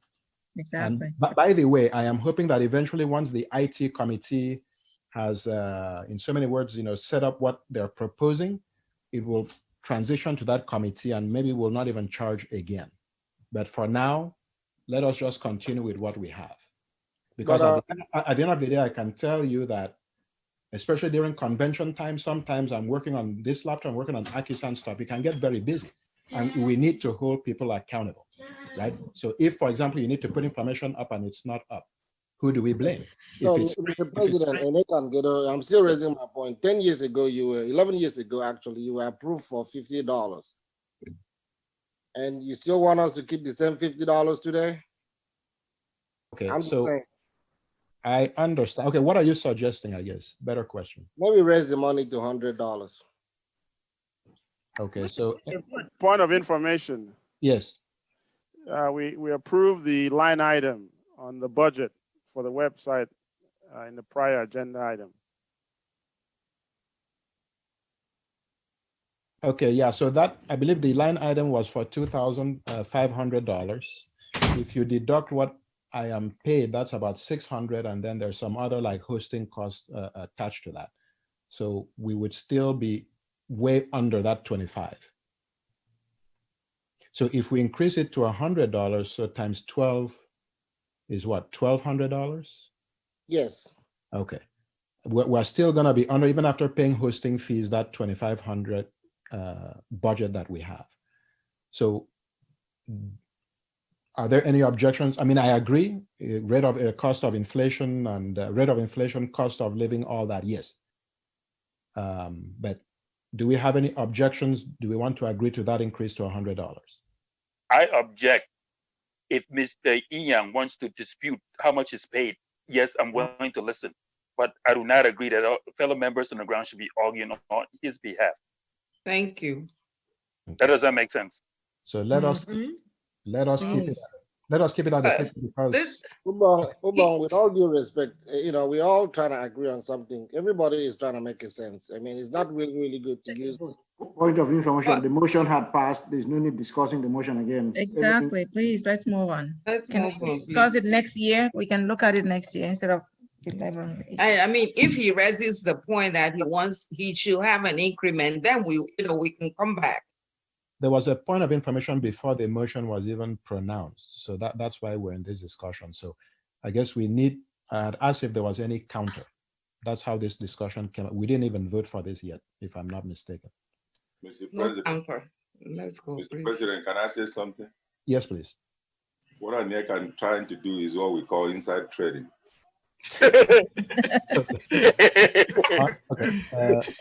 On a serious note, let us, I guess. Please, no counter.